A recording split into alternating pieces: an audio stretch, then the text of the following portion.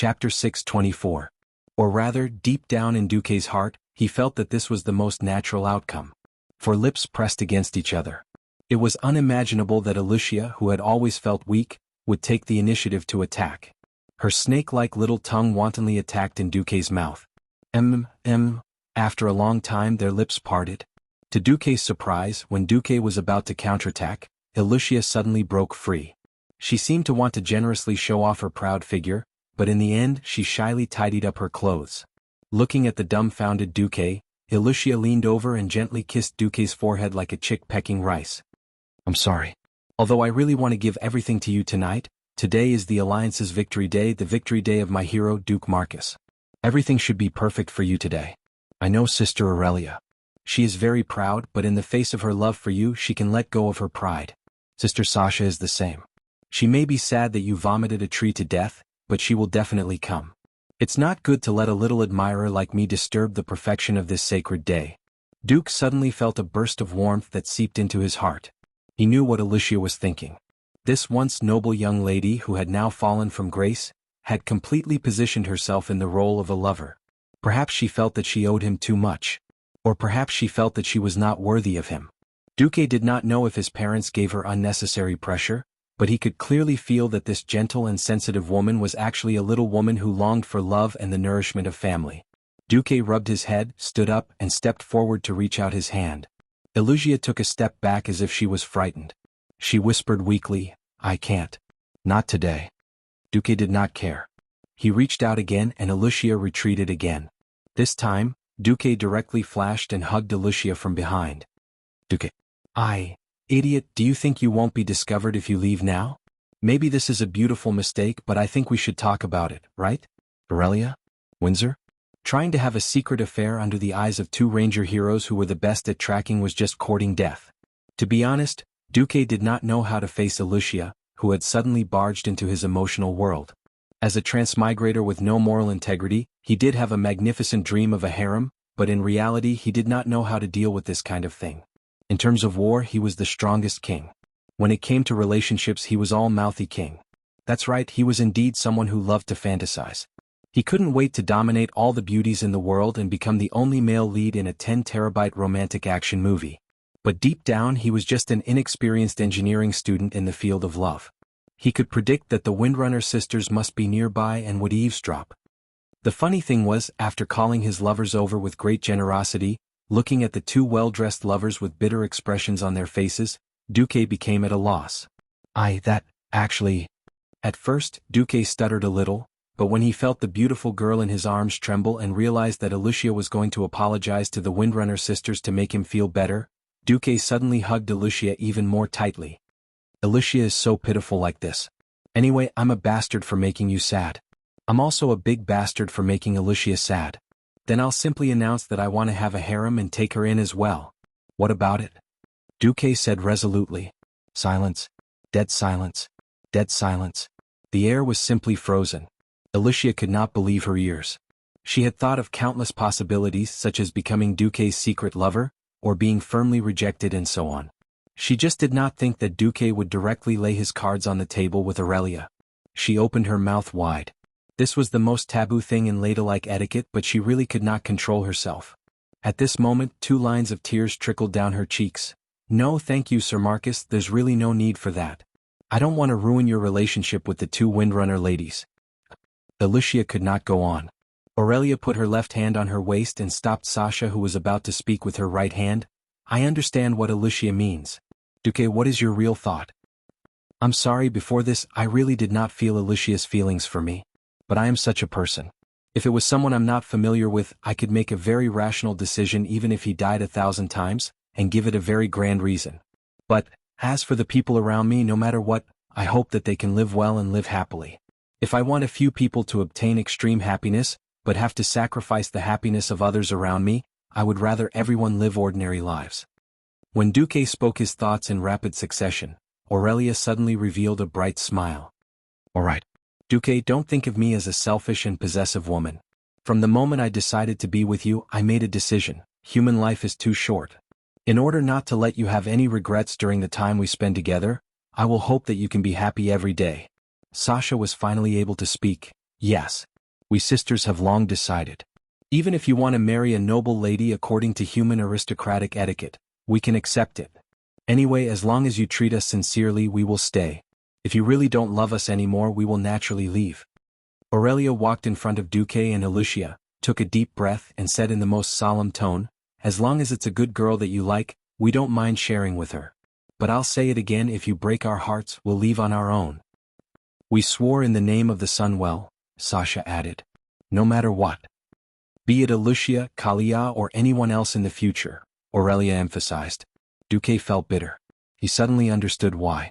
It turned out that the sisters thought of him as a terminal patient. A short life was a terminal illness for humans. A lifespan of less than 100 years was too short for high elves who could easily live up to tens of thousands of years. Hence, the sisters were willing to make the biggest concession. But Duque became hesitant. Really, no matter what? Yes, no matter what. The two sisters stepped forward and said in unison, I wanted to say that because I helped the dragons kill Nesario, Nozdormu gave me a few spots of eternal life." Aurelia, Sasha. A few seconds later. "Duque, you big bastard." Bull. Chapter 625. The Windrunner sisters quickly exchanged opinions in the whisper of the wind. "Sis, it looks like we've been tricked." Sasha shrunk back and forth. "Tisish, I should have watched him to death." Aurelia gritted her teeth. "Are we going back on our word?" "No. We're hailed as the heroines of the Alliance. It's too lame to go back on our word over such a small matter. Plus, little Alucia is a good girl. Then, it's not that we can't stop this kid from having a harem, but he needs to be capable. With that small body of his." Aurelia smiled proudly. Yes, that's it." In the latter half of the night, there was indeed nothing left for Alucia to do. The shy Alucia practically ran away in defeat. This was the story of the battle between Duque and the Windrunner sisters. When a mage was forced to use melee combat instead of magic, victory was assured. It should be so. That night, the Windrunner sisters went all out. The noble and elegant big sister turned into the wildest cheetah, pouncing on her prey. The gentle third sister turned into the most torturous vixen, clinging to her prey. Unknowingly, many positions were unlocked. Even though Duque was defeated again and again. But, after 3 rounds, Sasha was the first to be defeated. "This is impossible." Aurelia was unconvinced. Once again she KO'd Duque. But the 7th round passed. Aurelia could not hold on any longer. With a long scream and slight twitching of her body, she was defeated. Aurelia refused to admit defeat and pulled her sister to attack Duque. Another 5 rounds passed. Whether the proud Aurelia was willing to admit it or not, she and her sister had indeed lost. Defeated by the evil Duque's godly sword. 2 pairs of misty but clear eyes revealed love. There was no hatred, only a little unwillingness. This was illogical. How did Duque's battle power break through the sky in just a few days? The sky was already beginning to brighten. In the cool morning breeze, Duque put on his nightgown and walked to the balcony. He gazed into the distance and stared at the Azeroth sky. The light of dawn shone on the Azeroth hero, who was standing with his hands behind his back, reflecting a gentle radiance. For a moment, he had the illusion that Duque was like a god bathed in the morning light. Recalling how Duque had led the Alliance to save their hometown, defeated the seemingly invincible tribe, and planned to kill the legendary dragon of evil, Nesario, the Windrunner sisters huddled together and looked at Duque's stalwart back. They suddenly felt a sense of intoxication. So it was this kind of man who conquered us sisters. Aurelia suddenly sighed. Yes. Sigh, let him do as he pleases in the future. Yes. Just like when they were young, Sasha intimately rubbed her sister's face with her face. Hey big sister, it would be great if second sister was willing to join us. After a moment of silence, Aurelia shook her head. She's a rebellious little girl. She won't. Can't I just fantasize about it? Okay. On the other side, Duque was bathed in the morning light. Beneath his seemingly righteous face, he was actually thinking about some very terrible things. Speaking of which, if Nozdorm knew that his eternal power was used by me as a breakthrough point to start a harem, if Alexstrasza knew that the life force she just gave me was used as fuel to replenish the combat power of Duque's divine sword, would I be beaten to death 999 times? Duque raised his chin and looked at the sky at a 45-degree angle. 2 invisible crocodile tears flowed out of his eyes. What's mine is mine. No one can take it away. October 26th. King Tyrrhenus could not care less about the grief of his beloved daughter's death. He hurriedly called for another throne meeting. The throne room was gone. The meeting was held in the still intact military conference room of the Lordaeron Palace. Lordaeron was going through a huge change, but as the leader of the Lordaeron alliance, Tyrrhenus knew that if he did not handle the crisis well, the name of Lordaeron would go down in history. Everyone, Nesario pretended to be the Lord of Presto, and I am a true victim. I was bewitched by Neltharion's evil magic. Kalia was also killed by him. Sob sob. Tyrrhenus also had the potential to win an Oscar. He made good use of the grief of his beloved daughter's death to cry his heart out. He had accidentally been tricked by him. King Menethil, my condolences. Salas and the other kings comforted Tyrrhenus with a heavy heart. The kings almost lined up to comfort Tyrrhenus. Of course they scolded Tyrrhenus for being shameless in their hearts. There was news this morning. It turned out that after the Bara family was declared a traitor yesterday morning, the nobles of Lordaeron could not wait to occupy Briar, which was in the Tirisful woodland, and Caer Darren, which was next to Lordaeron. You said you were blinded by magic? Did the thousands of nobles of Lordaeron get brainwashed? Who are you trying to fool? The kings scolded in their hearts. Of course, Tyrrhenus was also scolding the kings in his heart. Why are you all grieving? Look at your dark circles. You were obviously celebrating last night. Yes. Apart from Antonidas, who refused to drink, only Duque looked normal. He did not even have dark circles under his eyes. He looked like an obedient child who slept early and woke up early. At this moment, the best actor Duke still had a sorrowful expression on his face. Tyrrhenus thought to himself, as expected, Duque still has some feelings for Kalia. He saw Tyrrhenus look at Duque. All the kings gritted their teeth. Duque, you bastard. You're the one who's having fun. Why are you acting like a true gentleman? Linley did not hide Kalia's matter from Ryan and Andoin, and the two of them were dumbfounded. All right, Duque, you win. The next meeting of the throne made Tyrrhenus' heart sink into a pit of ice. He did not expect the situation to change overnight. In the throne meeting, Tyrrhenus felt that the power of Lordaeron could still intimidate the surrounding countries, such as the Dalagan and Stormguard, without Xeon, who was willing to take the lead. But the countries intentionally or unintentionally avoided Lordaeron for every topic. Lordaeron could pay, but they could not interfere. Didn't Lordaeron want orc slaves? You can take them all. Anyway, Lordaeron can take all 25,000 orcs. We don't need to set up a detention center in the country. The Riptide Castle wants food? The newest city of Alterank would help a portion. Duque's Murlocs would also use fish to solve a portion. The Western Wilderness could also provide some. Yes, problem solved. Chapter 626. When Rotterdam expressed its opinion on whether there was a need to build a watchtower, all the countries here eagerly agreed and sent their most elite troops. The dwarves and gnomes contributed to the construction of the railway, while the Stormwind Kingdom contributed the most infantry. Tyrrhenus didn't even understand what a train was, but they were already voting for it. At the end of the day, the group of kings only recited what they had discussed last night like reciting a book. After a few rounds, it was settled.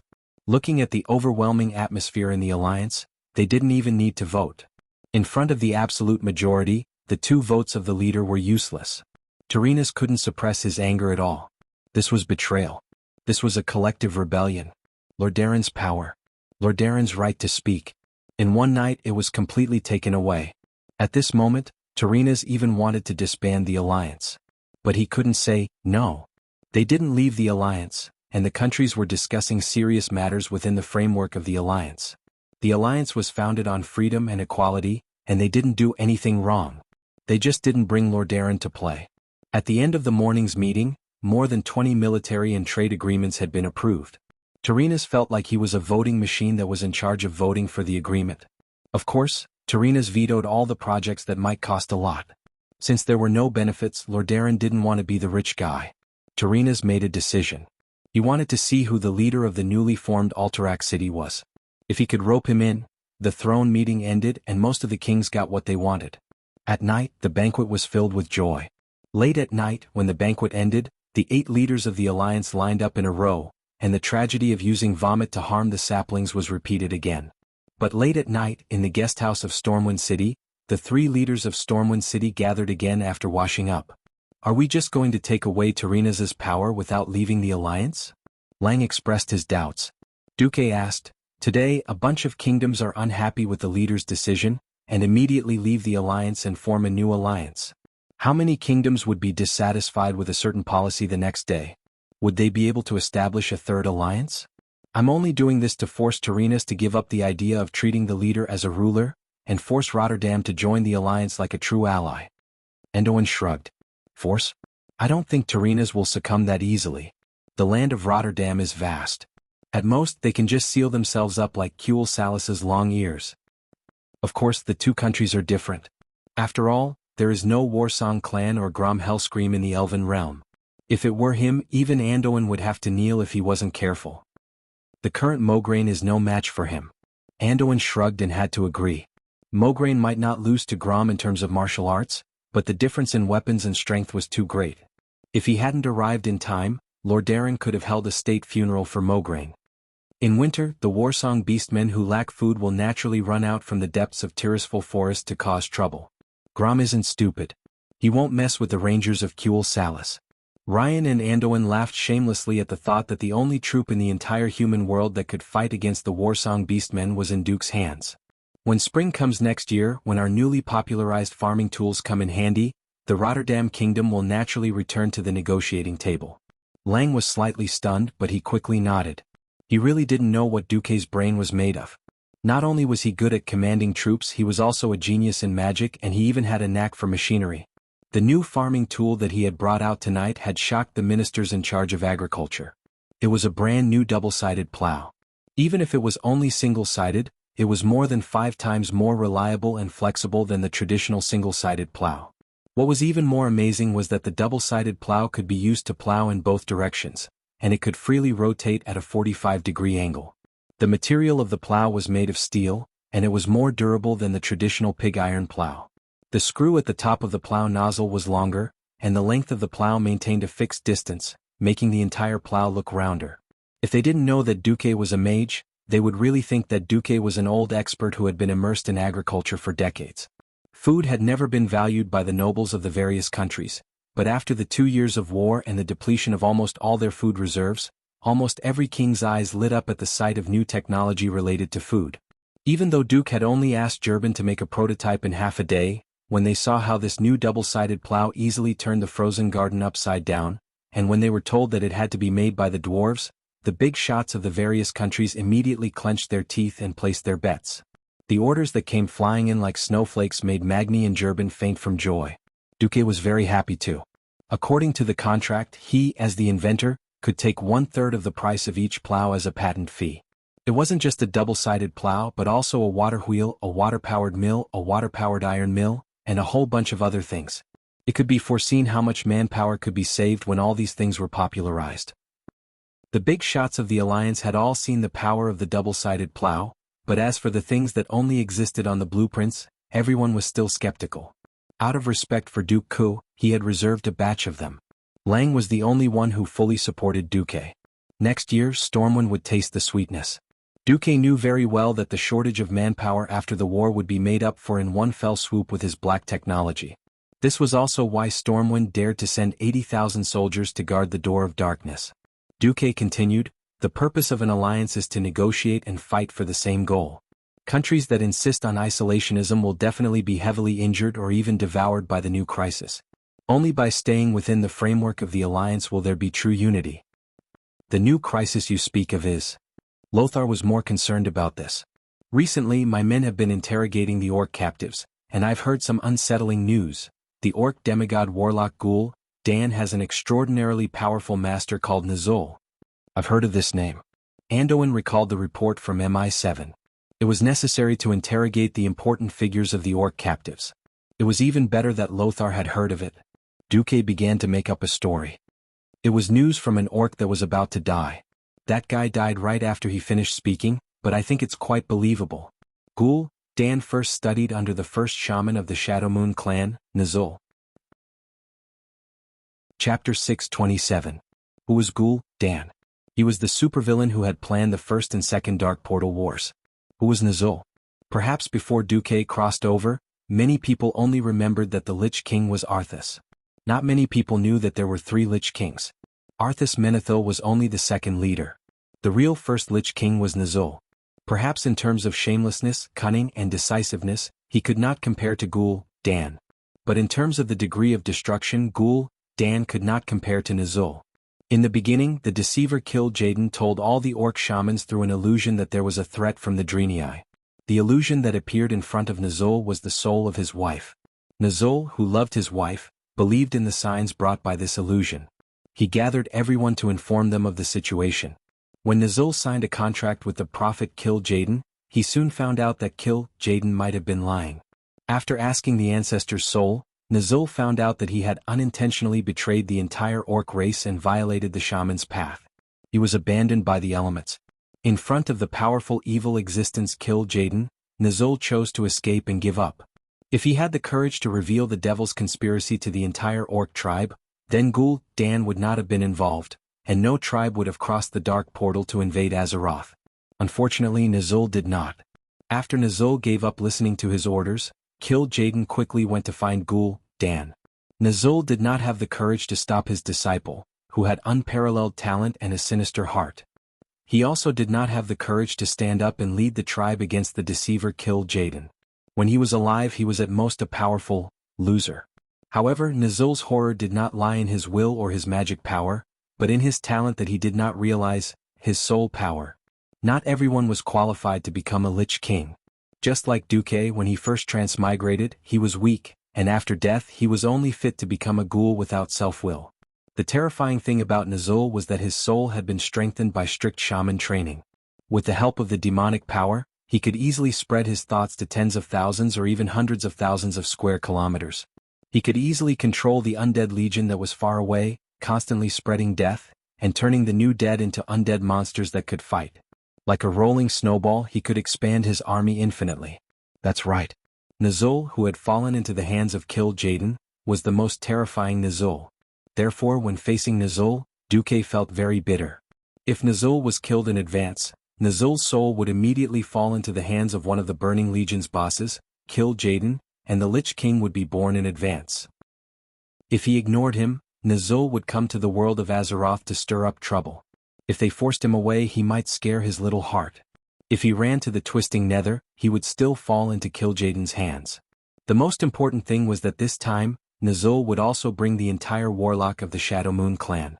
These were not the warlocks who did not contribute when Gul'dan attacked last time, but the real elite warlocks.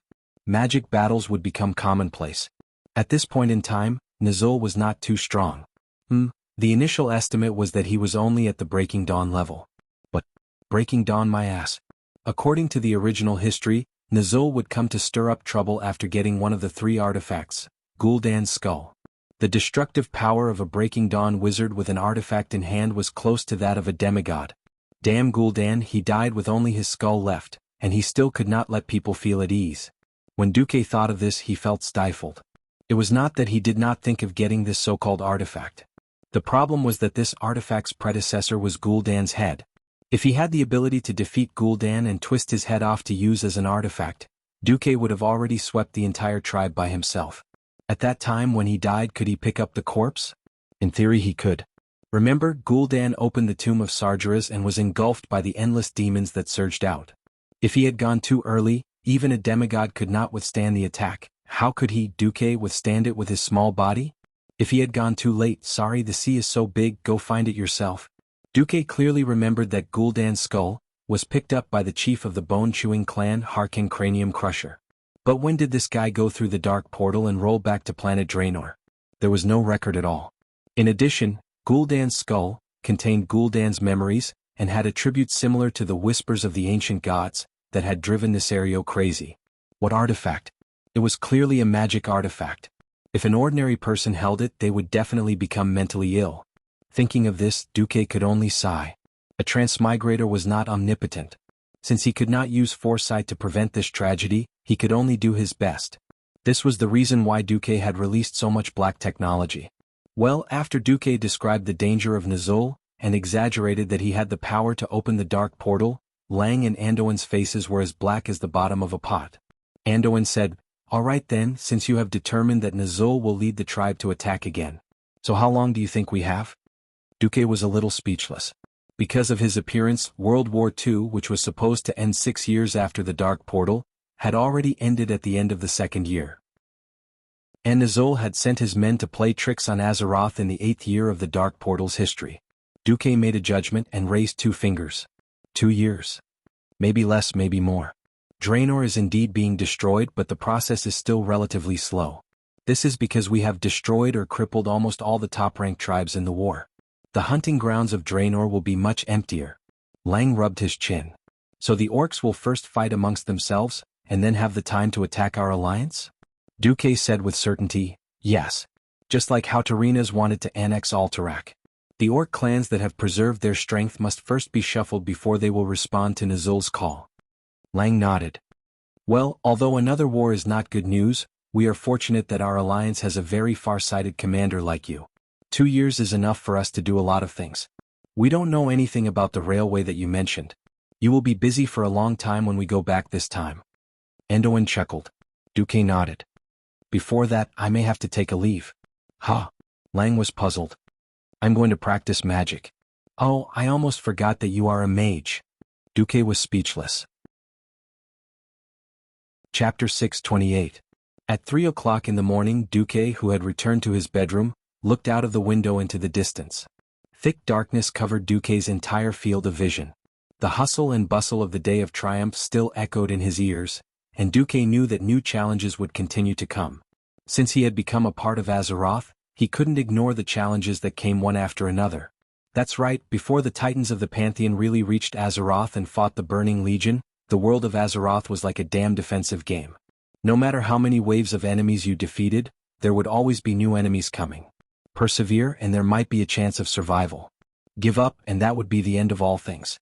Looking back, the Windrunner sisters, who had been hugging each other to sleep, raised their eyebrows and opened their sleepy eyes. Aurelia said, Duque, are you done talking?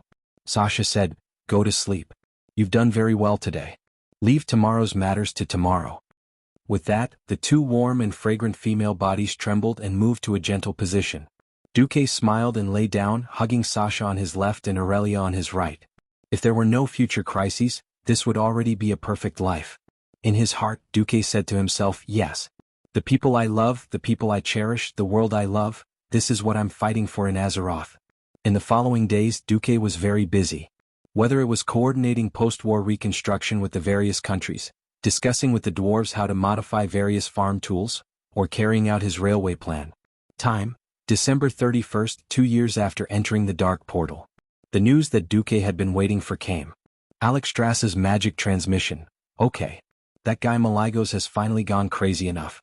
That guy froze Nesario's head, then took him to the place where the Blue Dragon Legion was annihilated. After crying and laughing for a long time, he was finally willing to take the traitor's head back.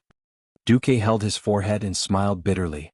His wife and all his children were killed, and he couldn't take revenge for 10,000 years. Anyone would probably go crazy. How much rationality a fellow like Malygos could regain was already the result of the dragons burning incense and praying to Buddha.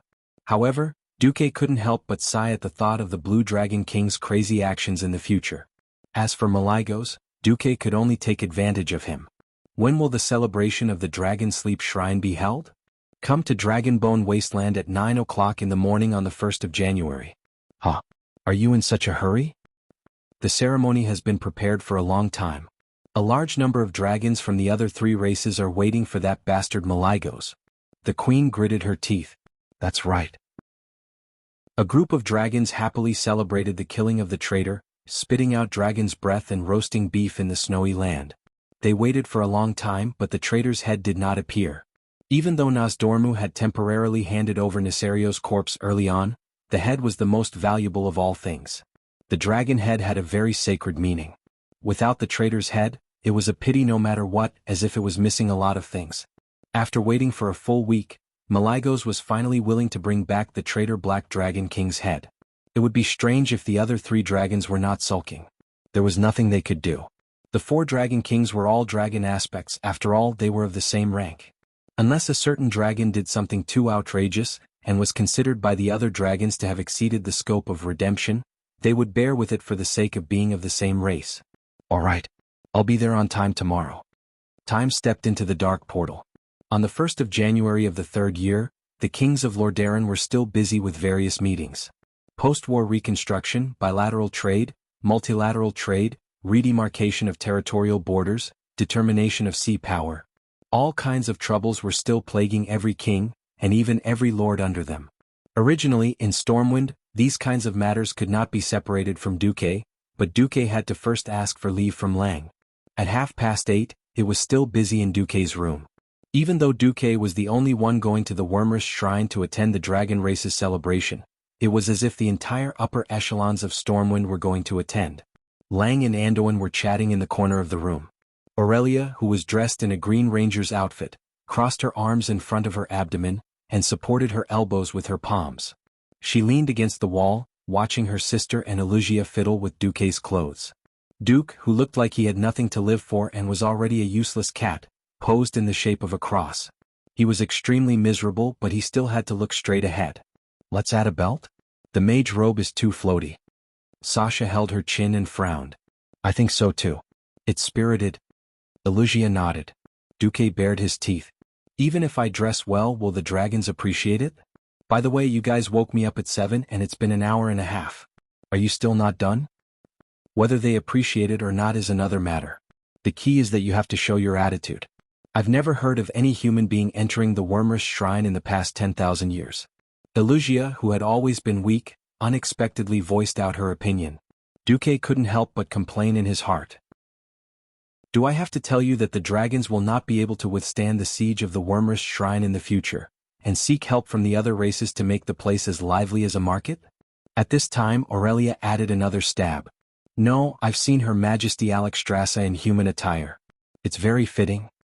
Damn it, as long as a woman had a good figure and was good-looking, any man would find her to be pleasing to the eye if she wore a 3-point armor or something. Complaining was one thing, but Duque could only obediently be his human clothes rack. After much effort it was finally over. Duque set off with a wave of blessings. Almost as soon as he crossed the portal to the Dragonbone Wilderness, Duque froze like a dog. The coldness of the Dragonbone Wilderness in the extreme north of the continent was completely different from the coldness of the insignificant northern Lordaeron continent. It was like the winter in the south before transmigration and the winter in Siberia. How could they be compared? Duque felt that he was about to freeze to death. Whoosh!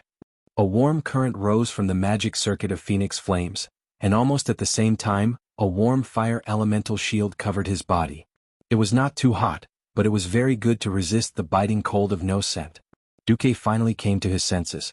It was Krasis. Welcome, my old friend. The tall Krasis came over and gave Duque a courteous hug.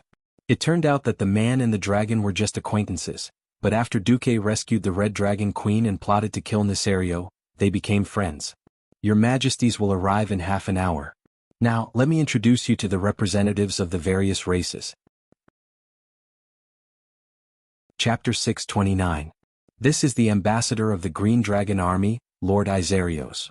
First, Krasis introduced a male high elf with golden hair and green armor. He was dressed like a druid. Hello, I'm Duque. Duque shook hands with the lord. As a dragon, the human form was definitely not their original form. It was already very polite for them to shake hands with you in human form. Otherwise, you would only see their toes in their dragon form. Not to mention, Lord Isarios was one of the top male dragons in the Green Dragon Legion. His dragon back was as tall as a 3-story building. Hello, I'm Isarios. I'm sorry, but Her Majesty Isra asked me to tell you that the Emerald Dream has been corrupted. She can only send a spirit to attend the ceremony.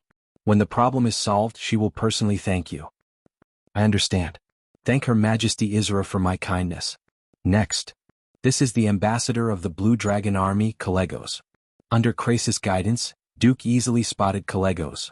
This was a dragon with dark blue hair and a human warrior's attire. He had the appearance of a human male. He was betrayed by Deathwing 10,000 years ago and was killed in the battle. In human form, Kalegos had a square and handsome face. It was hard to imagine the legendary deeds of this guy in the original history.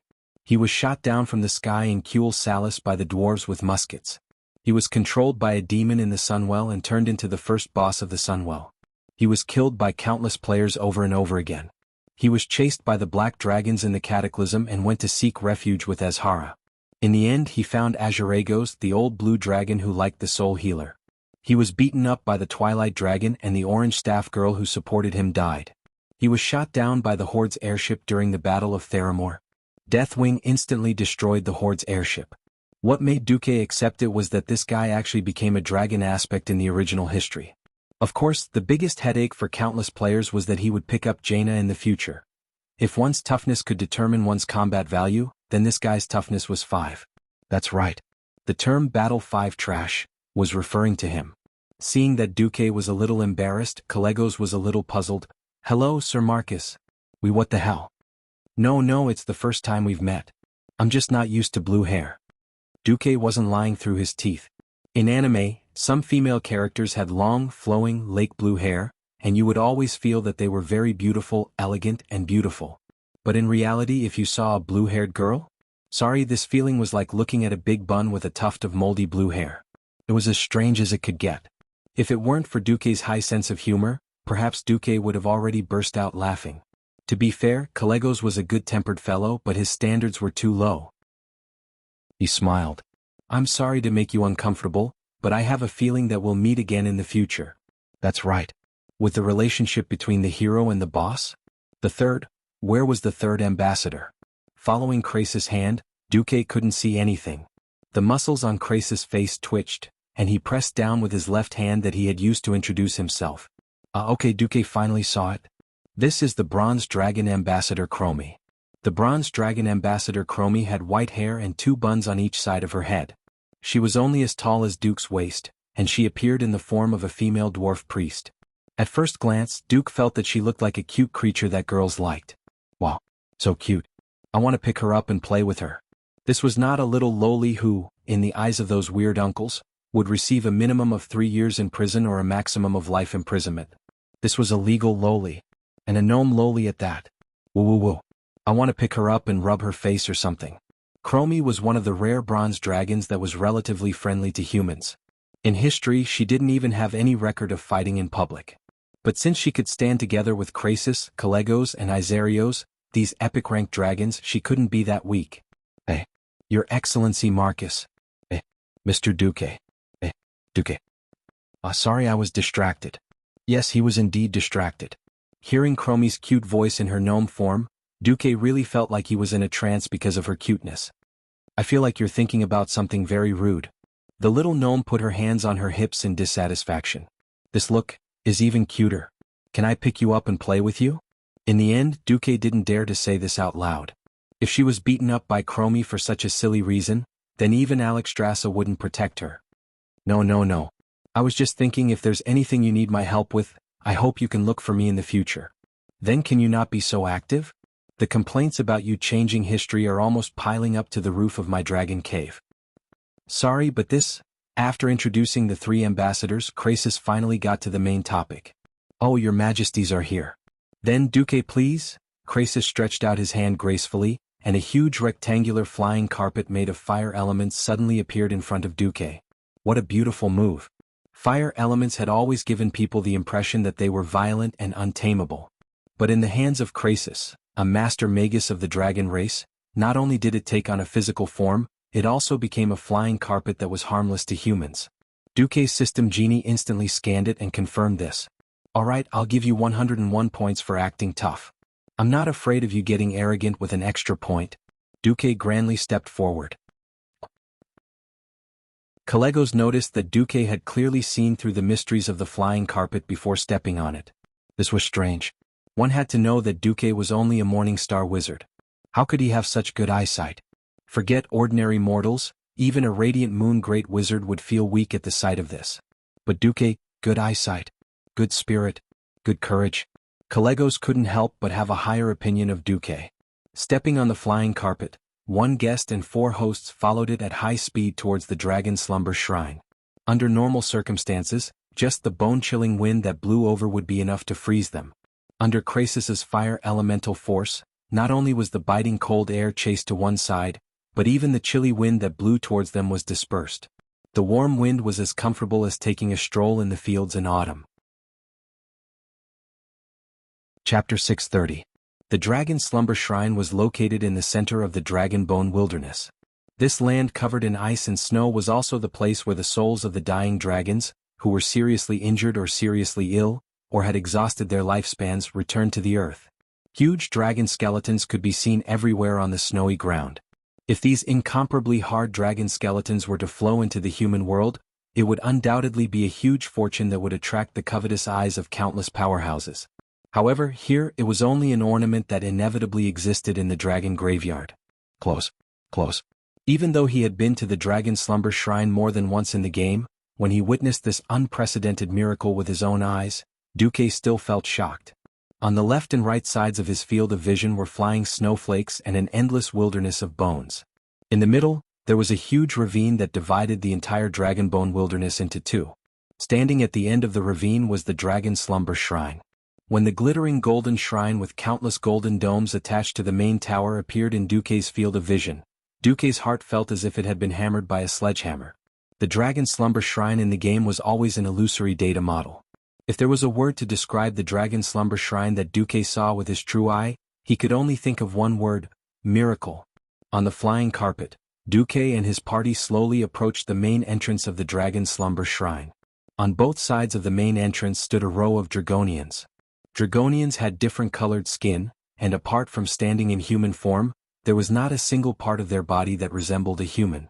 They had a terrifying physique that would make mortals feel oppressed just by standing in front of them. They were nearly 3 stories tall and 8 meters tall.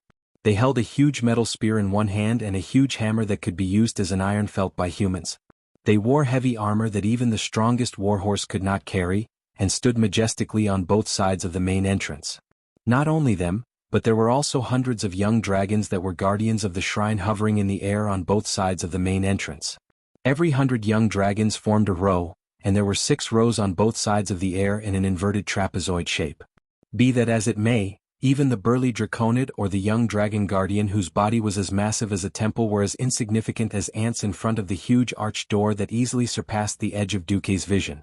According to the system elf's judgment, the width of the arched door was 512 meters. And the height was an unimaginable 1024 meters. This was the true giant door that the 5 dragon aspects had not felt crowded when they entered at the same time. Even by the standards of the dragon clan, this was undoubtedly a super door. If Duque were to walk, it would take him at least an hour to climb up the steps of the main entrance and step into the huge main entrance. Duque's lungs were filled with cold air, not because of the weather but because of the shock. He didn't even have the time to look at the relief sculptures on the roof and the huge pillars. Just looking at the roof of the Dragon Slumber Shrine that seemed to cover the entire sky, even a transmigrator like him who had seen the world couldn't help but want to worship this miraculous building. This was not something that science could do. From this, it could be deduced how amazing the power of the titans of creation was. Anglodis is mighty. A string of draconic words echoed in the shrine.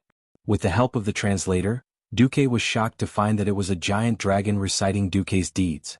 From discovering the conspiracy of the Black Dragon King, to sneaking into the Emerald Dream to summon Isra, to summoning the 3 dragon aspects, to killing his way into grim battle to save Alexstrasza, and finally to discovering Nisario again and looking for an opportunity to set up an ambush. Finally, he helped the dragon clan eliminate this great traitor who had been at large for 10,000 years. When this dragon language was recited, it was filled with a sense of mystery and a wonderful rhythm. It sounded like an elegant poem with cadence, not a pale and straightforward narration. Duque could clearly feel that the gazes of the Draconids and Dragon Guardians had begun to change. There was doubt. There was disbelief. There was curiosity. But more than that, there was admiration. The Dragon Clan advocated force, but they also admired wisdom. If the 4 Dragon Kings could break the shackles of the demon's soul with their own strength, why couldn't they do it for the past 10,000 years? If the 4 Dragon Kings could easily kill the great traitor Nisario, why did they let him escape the last time? Through this introduction, the dragons began to understand that if there was any difference between the past and the present, it was because of the addition of Duke Marcus. These Draconids and Dragon Guardians could not help but be in awe of Duque. After entering the huge shrine, they saw that the 4-colored dragons had surrounded the square in the middle of the shrine in all directions. There was no lack of ancient dragons that were more than 50 meters long. However, no matter how big they were, how sharp their teeth were, or how hot their dragon breath was, in this sacred ceremony to exterminate the traitor, only Duque, who was in the middle of the square, was the focus of all the dragon clan's vertical pupils. "You'd better pass the small test later," Krasis suddenly said without rhyme or reason. Pass? Pass what? Roar. First, a large number of red dragons opened their sharp, scarlet mouths wide at Duque, and let out waves of terrifying dragon roars that sounded like a tsunami. As long as a dragon roared, there would be dragon might. The fierce pressure of a creature at the top of the food chain immediately made it difficult for Duque to breathe. It was as if two boulders were pressing down on Duque's chest. Every time he inhaled, the boulders would take the opportunity to press inward, and every time he exhaled, he would have to face the counterattack of 100 kilograms of pressure. Roar! The bronze dragon roared. This time, Duque only felt that the pressure on his chest had increased by 100 kilograms. It was the kind of oppressive feeling that he could not bear even a little more pressure. However, the bronze dragon's roar had the feeling of pulling the weight of his past and future to the present all at once. That kind of pressure that seemed to be measured in tons almost made Duque spit out a mouthful of blood. Damn it! What are these big lizards trying to do? Almost subconsciously, Duque began to circulate his magic circuit, injecting magic into every muscle in his body, using magic to resist this increasingly strong pressure. Roar! Roar! Roar! Suddenly the blue dragons also roared. That strange roar seemed to be destroying the magic circuit in Duque's body with maximum power. If it were a weaker mage, their magic circuit would have been shattered instantly, and their magic would have gone berserk, causing their body to collapse and die. Fortunately, Duque had the help of the system elf. Under the dual active and passive control, Duque barely managed to fight the pressure from the dragon might to a standstill. Roar! The green dragon that had been silent also roared. Unlike the dragon might of other races, the green dragon's roar was not as domineering. It did not have the kind of momentum that could topple everything, but it had the exquisite and pervasive feeling of quicksilver spilling on the ground. The green dragon's roar was obviously eroding Duque's will. Chapter 631. Duque felt like he was in a trance. If his willpower had been divided into two levels before, his would still be his, and the system elf would still be the system elf. But now, what he felt was that the Firebird's might of the four-colored dragons was like a hammer, pounding on the core of the subway. Hammering with willpower, while constantly hammering at Duque's will, it also led to the sublimation of Duque's spiritual domain. And sublimation only needed an opportunity. Duque was not a native of Azeroth. He had not experienced a childhood where he had to deal with wolves and murlocs even in the supposedly most peaceful elven forest. He was just a college animal who grew up in a big city. This lack of experience made him destined to have a slightly weaker psychological endurance in the face of danger and pressure in battle. For example, he was always easily hit by the warlock's fear. Duque also had his advantages. He was a transmigrator who remembered the general situation. The experience of looking at the overall situation as an outsider gave him a sense of superiority that the natives could never understand. This mentality of standing at the top of the ecological chain and looking down like a god was his trump card. Duque suddenly became angry. Me. This bit. Small. Dragon. Forget. Me. Root. Onion. I am Duque. I am Duque who rose from nothing to become a hero of the Alliance and sat in the position of commander. I am Duque who killed hundreds of thousands of orcs, killed so many chiefs, made use of Ghoul, Dan to become rich and killed Nethario, the Wing of Death. I am Duque who is determined to use Ragnaros, the King of Flames, as a lighter, and break and purify the Lich King's Frostmourne to use as an air conditioner in the future. The one and only Duque in the world. You little dragons who are only worthy of EXP actually dare to shout at me? Words. Dragons might, right? Then don't blame me for being rude. System elf attack. It was a seemingly ordinary snort, but in the ears of the dragon race, it had a different meaning. The magic circuits in Duque's body were already a little chaotic, and the elements in the air seemed to have sensed Duque's aura and suddenly trembled. In the blink of an eye, the elements in the air appeared in 4 different colors and turned into 4 magic blades that could be seen by the naked eye. They slashed in all directions like lightning. At the same time, the magical elements that contained some kind of mysterious power suddenly flashed. Like waves stacking on top of each other, they rose to an even higher peak, bursting with endless power. Ancient dragon might? When the 4 types of magic radiance that corresponded to the 4-color dragon race slashed down, the young dragons were immediately scared out of their wits. Never in their wildest dreams would they have imagined that a mere human like Duque would actually be able to release an awe-inspiring might that rivaled that of an ancient colossal dragon. When the magic blade slashed down, they only felt one thing: death. Oh. The 3 dragon kings on the highest floor of the Dragon Slumber Godly Palace looked surprised at the same time. If it were the dragon ambassadors beside Duque, they would be horrified. Chi! The magic blade that Duque counterattacked was too fast. It was so fast that it almost flashed by, and the strange and mysterious power contained within it even disappeared in an instant. However, in the eyes of these young dragons and dragonians, they saw a completely different scene. When the light that corresponded to their race's skin color slashed down, blood immediately gushed out of their necks. Be it dragon scales, dragon skin, or even the hardest dragon bones that could block most sharp weapons in the world, they were all slashed in half. Their heads shot up into the sky and their bodies slumped to the ground. The blood of the dragon stained the sacred dragon's slumber. I'm dead? Countless dragons' necks suddenly shrunk, and countless dragonians retreated in shock, touching their still intact necks. Was that an illusion? Although the blade radiance that was made of this aura only flashed for a moment, it was enough to scare every dragon out of their wits. In an instant, the entire dragon slumber godly palace trembled, and it was the reflection of the dragons retreating. How could there be such a terrifying person who made tens of thousands of dragonians and thousands of young dragons feel the illusion of being killed with just his aura? Just recalling that feeling made them feel cold and weak all over? Every dragon and dragonian asked themselves, is this Duke Marcus telling us that he can kill us if he wants to? At this moment, seeing the exaggerated scene of tens of thousands of dragons bowing down, Krasis and the 3 dragon ambassadors beside Duque showed expressions of awe. How breathtaking! Congratulations. Congratulations. For humans it's perfect. Duque was a little confused. I pass, right? Then what is this? This is something we've all experienced. Of course it's not as perfect as yours. You'll know after the ceremony. Krasis continued to whet Duque's appetite. Okay, you can now go to the highest floor to watch the ceremony. Duque was speechless. Of course, he knew that the Dragon Slumber Godly Palace was also divided into upper, middle, and lower floors, but he didn't know that these big lizards were so cunning. They asked him to watch the ceremony, but didn't say which floor he would go to. It was still that fiery red flying carpet, and Duque and the others were lifted out of the Godly Palace again, spiraling toward the highest floor of the Godly Palace. Finally, at the highest floor, Duque saw the 3 dragon kings in human form. Alexstrasza was the first to greet him. Good job. Maligos was a little dissatisfied.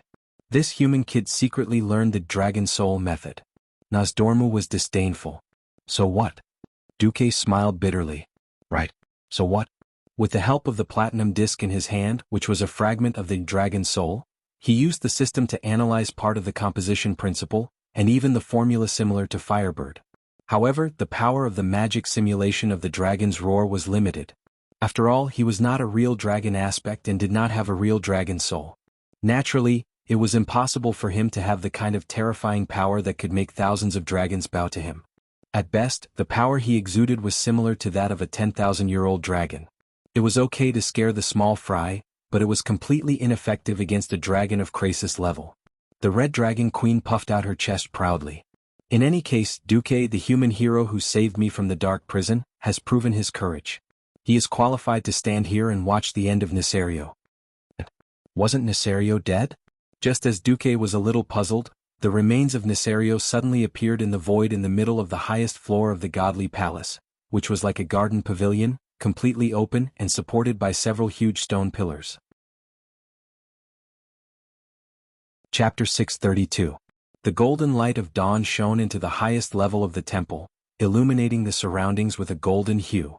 However, the golden light could not penetrate the dark and special remains in the middle of the temple. The remaining dark aura was like a remnant bonfire, half extinguished, still struggling in an attempt to pollute the light in this sacred place with the weak power of darkness. The remains that had lost their life for a full week were not floating quietly in midair. They seemed to be struggling. There was still a faint, constantly churning layer of black aura around the remains. At this time, on every pillar on the highest level of the temple, an illusory golden eye suddenly opened out of thin air. Duque could clearly feel the countless gazes from the few golden eyes that were focused on him. This was the dragon race's mage eye. Not every dragon or dragon man was qualified to watch the ceremony at the highest level of the temple. In this way they quietly watched the end of Neltharion. Under the watchful eyes of all the dragon descendants, a sphere shining with a strange light appeared outside Nesario's remains that were suspended in midair at the highest level. Like a horizontal line on the horizon, it divided the entire sphere into 2. The upper half was gold that refracted the light of dawn, and the lower half was black like the distant starry sky. Whether it was the warm and genial golden light above or the deathly still black below, they both gave people the feeling that these two kinds of light represented the world. Duque suddenly realized that the line was the boundary between life and death. A few cracks soon appeared on the sphere, and from time to time, small fragments peeled off the sphere with a slight tremor and dissipated into the air. The vibration of Nesario's remains suddenly became more intense, and a dragon's roar filled with endless hatred and resentment suddenly shook the entire temple. The voice of Nesario's soul actually sounded in the entire temple. Roar, no one can judge me, I am the supreme king of the dragon race. I am the purifier of the world. I am the only ruler of the new world. The dragon's remains floating in mid-air changed with a burst of sound waves. The separated dragon head and the ragged broken neck kept colliding as if trying to recombine. The huge black dragon head seemed to want to return to its original position, but no matter how hard it tried, it could not do so. Either the broken spine stabbed into the dragon's chin, or the dragon head rested on the shoulder next to its neck. Nesario seemed to be in great pain. He screamed and his body rolled. His dragon wings opened their hooked claws, as if he wanted to grab his head and make his body whole again. He was so furious that he kept cursing. He cursed the names of every dragon king, cursed Duque who plotted against him, cursed the dragon slumber shrine, and even cursed all living beings in the world. For a moment, Duque almost suspected that Nesario was really coming back to life. When he glanced at the calm expressions of the three dragon kings, Duque also entered into spectator mode. Sure enough, Alexstrasza could no longer bear to watch the ugliness of Nesario's remnant soul. Bathed in the morning light, she seemed to have transformed into the sun. It was clearly a cold snort, but it made people feel that there was a gorgeous and blazing feeling in the voice. Enough. You're an evil degenerate who betrayed the entire dragon race and went against our eternal mission. It seems that if we leave you alone, even if you become a filthy ghost dragon or a corpse dragon, you will continue to harm this world. In the face of Alexstrasza's roar, Nesario's remnant soul still ignored her. So what if I am? I'm not convinced. Even if I fall into the deepest depths of hell, I will still take revenge on you hypocrites in my own way. Yes, that's right. I'm supposed to be the victor here. As long as I get your egg, I can create more new species of dragons. I can use my evil art to purify this world that has been occupied by the inferior races. The Red Dragon Queen was momentarily speechless. Nesario was indeed dead, but his soul had not completely dissipated. One of the important reasons why this dragon ceremony was held was to vent her anger and correct the views of the dragons and their descendants. Now that Nesario was so stubborn, even though he was dead and only half of his soul was left, she could certainly destroy this traitorous Black Dragon King just like that. But in that case, the effect of preaching would be greatly reduced. Maligos suddenly said, "Hold the ceremony. I've scolded him for 7 days and 7 nights, but he has no regrets." Nosdormu said, "I have no objections." But Alexstrasza wasn't willing. The traitor that she had fought against for 10,000 years was finally brought to justice, but this guy still looked like a spiritual warrior even in death. How could she vent her anger like this? How could the millions of dragon descendants vent their anger? Was this the result of fighting against the Black Dragon army for 10,000 years? No, absolutely not. At this time, the Red Dragon Queen suddenly thought of Duque. Yes, that kid has the most ideas. Duque was speechless when the Red Dragon Queen suddenly sent him a telepathic message. Yo, Duque, if you can help make that mad dragon confess or make a fool of himself, I'll owe you another big favor. It's a deal. Seeing that Duque agreed so readily, Alexstrasza really regretted it a little. Did she promise too easily? However, there were so many dragon descendants watching. If she destroyed Nesario's soul just like that, there might be more betrayals in the future. The queen gritted her teeth and accepted it. Duque said slowly, "Oh Nesario, I can't help but pity you." Nesario's remnant soul laughed out loud. "Pity me? Ah, I'm the Supreme One. Why should I let you pity me?" Duque shook his head and said, "Because you don't have anything." Even the idea of purifying the world and becoming the only master of Azeroth was brainwashed by the ancient god Enzoth. You're just a pitiful wretch who doesn't even have self-will. Nesario cursed, "Bullsh**T. You still don't want to admit it? That's the effect of the whispers of the ancient gods." Nesario insisted, "There's absolutely no such thing." "Well, as long as you're willing to do a small experiment in front of everyone, as long as you successfully pass this experiment, I'll let you go," Duque said. The other 2 dragon kings were indignant. If they really let Nesario run out and turn into a zombie dragon, he would definitely be a super disaster. For a moment they wanted to object. However, the approval of the two female dragon kings suddenly came from the sky. Leave it to Duque. Okay. Nesario agreed. The experiment is very simple. As long as you repeat the sentence, I don't have a brain, 1,000 times, then I'll ask you a question. If you can answer it correctly, you'll pass. So, I don't have a brain. I don't have a brain. I don't have a brain. The entire temple echoed with Nesario's brainwashing voice. The moment he repeated it 1,000 times, Duque suddenly shouted, Nesario, do you have a brain? Nesario replied without hesitation, I don't have a brain. Thousands of giant dragons spat out dragon breath. Chapter 633. If it was human saliva, it would at most cause some pollution. The dragon breath of the dragon race itself had considerable lethality. Even if it was incomplete, so many breaths still caused a lot of damage. Of course, most of the dragons had thick skin and flesh. Compared to that small injury, the comical performance of the Wing of Death, Nesario, shocked the dragons even more. It was foreseeable that he would be the laughing stock of the dragon race for the next 1,000 years. Alexstrasza rolled her eyes.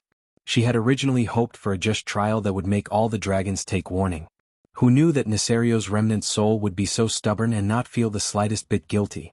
This made the four-colored dragons, who were bent on revenge and wanted to give this rebellious dragon king the harshest punishment, feel as if they had punched thin air.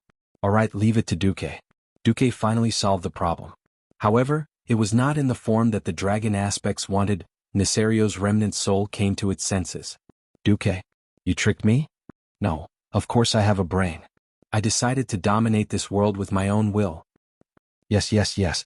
Anyone who shouts I am the ruler of the world 1,000 times will feel like a god for a moment, Duque replied as if he was in a bad mood. This immediately aroused the laughter of countless dragons below. Many of the temple guardian dragons that were originally hovering in midair laughed until their stomachs hurt, and almost fell from midair. Thousands of dragons revealed their sharp fangs and giggled. The scene was truly terrifying. Fortunately, Duque did not see it. Alexstrasza also had a hard time holding it in. She kept telling herself, I must not laugh at a time like this. I am the great Nesario, my wisdom is the highest. Didn't you see that I fooled you fools for 10,000 years? The soul wrapped around the black dragon corpse roared. These words made all four of the giant dragons of four colors uncomfortable. Unexpectedly, Duque immediately added a fatal blow. Yes, you are the wisest, Nesario. After the brain eater opened your skull, it did not care about you at all. Instead, the dung beetle's eyes lit up when it saw what was in your skull. Alexstrasza, Nosdormu, Maligos, Isra, who was far away in the Emerald Dream but was paying attention to what was happening, was speechless. After 3 seconds of dead silence, the dragon with the lowest sense of humor was the first to collapse, bursting into laughter. Then came the second one, the third one. The dragon race's grand ceremony turned into a comedy show. The Red Dragon Queen had a love-hate relationship with Duque. She liked Duque for saving the day, but she also hated him for ruining the atmosphere. She glared fiercely at Duque, then sighed. Nesario, you pathetic fellow. You've been carrying on a false will and wreaking havoc in the world of Azeroth for 10,000 years. This was the misfortune and sorrow of the Dragon Clan. However, all the suffering, all the betrayals will come to an end today. The 3 human-shaped dragons occupied the east, south, and west directions, while Isra's human-shaped virtual image suddenly appeared in the north. The 4 dragon kings stretched out their right hands at the same time and pressed in the void. 4 giant virtual dragon claws of different colors appeared on the highest floor of the Dragon Sleep Temple. The 4 dragon claws mercilessly slashed down, and there was immediately an incredible force in the Dragon Sleep Temple that resonated with it. This force was so vast and shocking that when it approached Nesario's remains and remnant soul, ripples appeared in the surrounding space. The seemingly insignificant force made Wings of Death let out a painful howl. The 4 dragon kings were unmoved. No, it should be said that there was a faint sense of pleasure in their hearts. As the virtual dragon claws fell, the ball of light that wrapped around Nesario suddenly turned into countless lifelike little dragons the size of a human arm. However, these tiny wyverns were like real dragons as they opened their mouths to bite Nesario, slapping him with their claws and whipping him with their tails. Duque finally saw that every blow from these little dragons weakened Nesario's existence in this world. Duque's heart shuddered. The dragons were going to completely wipe out Nesario's existence. Even if the Lich King was right next to him, it would be impossible for him to be resurrected into a bone dragon due to the erasure of his body and soul. From the past to the present, to the near future. There would not be any remnant soul or relics of Nesario that would be passed down. The voice of Nesario's remnant soul suddenly changed from shock and anger to a low, pleading whine. He was like a giant dragon that only existed on a blackboard and was being erased bit by bit. The dragons were silent. Every dragon and every dragon descendant looked at this scene with complicated emotions. When the last piece of darkness that belonged to Nesario disappeared from the vision of all existences, the dragon sleep temple suddenly shook violently.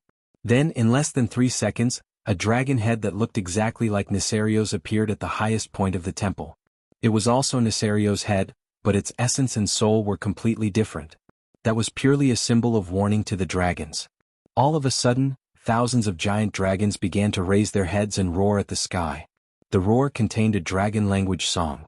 In other words, ashes to ashes, dust to dust. There was a cause and effect. The end of the path of rebellion was destruction.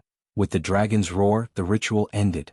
Duque had always had a question about these complicated rituals of the dragons. I'm here to take the prize, why are you wasting so much of my time? However, when Alexstrasza put a pin on Duque's chest under the witness of the other 3 dragon kings, Duque's expression suddenly changed. This is, congratulations, Guardian Duke Marcus. Yes, that's right. The same line of words was marked in the system prompt. After the unanimous agreement of the 4 colored dragons of the Dragon Sleep Temple, the dragons have determined that you have inherited the mantle of Mediv and become the guardian of Azeroth, temporary. Although you are a temporary worker, due to your outstanding performance in the dragon ceremony, you have obtained above-average military power. As long as the target is not a native of Azeroth, or is identified as an enemy by the Dragon Sleep Temple, you can summon the dragon army of the Dragon Sleep Temple to fight for you unconditionally at any time and on any occasion. According to your current reputation in the Dragon Slumber Godly Shrine, you can summon 1 dragon squad at a time, including 1 10,000-year-old giant dragon, 5,000-year-old dragons, 3 dragonoid elite captains, and 500 dragonoid elite guards. Before Duque could finish being happy, Alexstrasza suddenly said, Duque, I actually received a message. There are demons preparing to attack your Karazhan. *CK. Chapter 634. Without the Queen's reminder, Duque would not have realized that his nest was not only unstable, it was on fire. Previously, he had temporarily left Karazhan. One reason was that Duque did not have enough strength to clean up Karazhan, and the other was that Stormwind City was about to be destroyed. If Duque did not come out, Lang would die in Stormwind City. Did Duque not value Karazhan? Of course not. Duque did not care about his fiefdom. He could lose the Watchtower, the Redridge Mountain, and the Elven Forest, but he could not give up Karazhan. At the start of the Third War of the Dark Portal, what enemies would appear on the Azeroth continent? Undead that had come back from the dead, wailing banshees and gargoyles that filled the sky, lava hounds that were 3 stories tall, fire elementals that were as tall as a small mountain. These terrifying existences that transcended the mortal world could not be dealt with by simple swords. The most reliable thing that Duque had was his magic. The path to the Dalajan had been blocked. The only thing he could rely on was Karazhan. Now that he suddenly heard that Karazhan was in danger, it would be strange if Duque was not excited. Seeing Duke almost jump up like a cat whose tail had been stepped on, Alexstrasza finally felt a sense of satisfaction at having turned the tables. Do you know who it is? Seeing Duque's nervous look, the Queen's nose was almost up to the sky. She had a look of, beg me? If you beg me I'll tell you. Look. Duque clenched his teeth and turned around. Let's go. Alexstrasza was anxious. She did not care about the other 3 dragon kings watching, and put a hand on Duque's shoulder. Brat, let's talk. Suddenly, space twisted at a high speed and the scenery in front of him blurred. In that moment, Duque found himself in a circular pavilion hanging on the east side of the Dragon Sleep Temple. It was not accurate to say that it was a pavilion. It should be said that this seemed like a pavilion, but it was actually a small subspace attached to the Dragonbone Wastelands. It looked like the scenery of the Dragonbone Wastelands, but in reality, it was impossible to get out of the pavilion by walking to it. Alexstrasza put her hands on her hips and puffed out her cheeks. I was just teasing you. Is it worth losing your temper? Duque, if the Dragon Sleeping Temple is attacked, will you feel at ease? The Queen had to think that Duque was right. Karazhan is safe for the time being. Then I have to rush back to prepare. No. I think it's better if you prepare here. What? The queen tilted her head. Her yellow vertical pupils had a strange color to them. She strode forward and said, "Let me examine your body and magic circuits." Without any hesitation, the queen made her move. There was no boundary between a woman and a man at all. A pair of powerful palms touched him just like that. Duque shuddered. Any mortal would not be unresponsive when touched by a pair of hands with draconic might. It was the fear of a giant dragon sharpening its claws next to one's ear. It was as if the big sister of the dragon race and the boss of the dragon race would be disassembled into parts if she accidentally shook her hand. A fragile body. But it's strange. You've also experienced many battles, but there are no internal injuries. The shaping of the magic circuits is also very perfect. The queen frowned.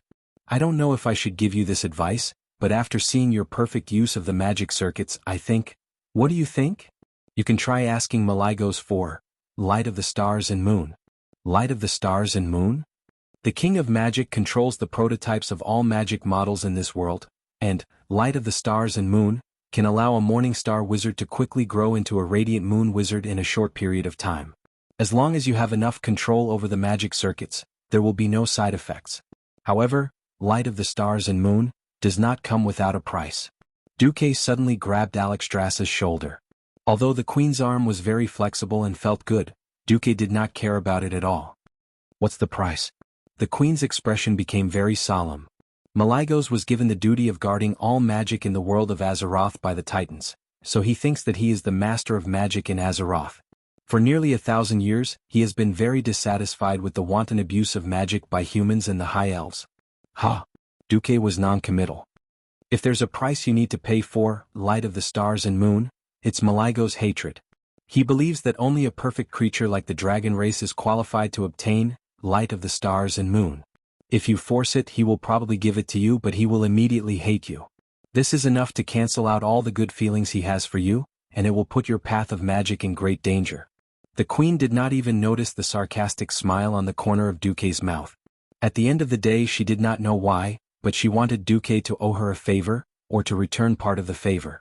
She knew very well that if she was willing to pay one of her dragon eggs for Duque, Malygos' expression would definitely be much better. However, things seemed to be developing in a direction she did not expect. Can Malygos burn my magic circuit from thousands of miles away? Of course not, but can he hide in his lair and forbid me from using any magic from thousands of miles away? No, but if he hates me, will it affect your or the Sleeping Dragon Temple's impression of me? Of course not, but then that's enough. I'll go find Malygos right now. Duque's attitude that everything was okay almost angered Alexstrasza to death. That was Malygos, the King of Magic. Ordinary people would already tremble at the mention of his name, and you actually don't care about offending an ancient dragon guardian? Don't even mention the bear's heart and leopard's gall. Duque, are you trying to defy the heavens? Seeing that Duque was really going to find Malygos, Alexstrasza laughed angrily. Hey Duque, you really don't need me to help you? For my sake, at least Malygos won't do anything to you. If you go and negotiate on your own, you'll become a mortal enemy. In the future, if Malygos doesn't like you and hunts you down, I won't care. Duque waved his hand. Don't worry, I don't care about a mere Malygos. In any case, that guy would be an idiot who would enter a dungeon and be killed by the players like a boss. Duque's next words were, in the entire dragon race, the only one I care about is you, Alexstrasza. In the future, you're the only one left of the 5 guardian dragons. I'd be stupid to farm the reputation of those who are destined to kneel. He did not realize at all that his words had a serious meaning.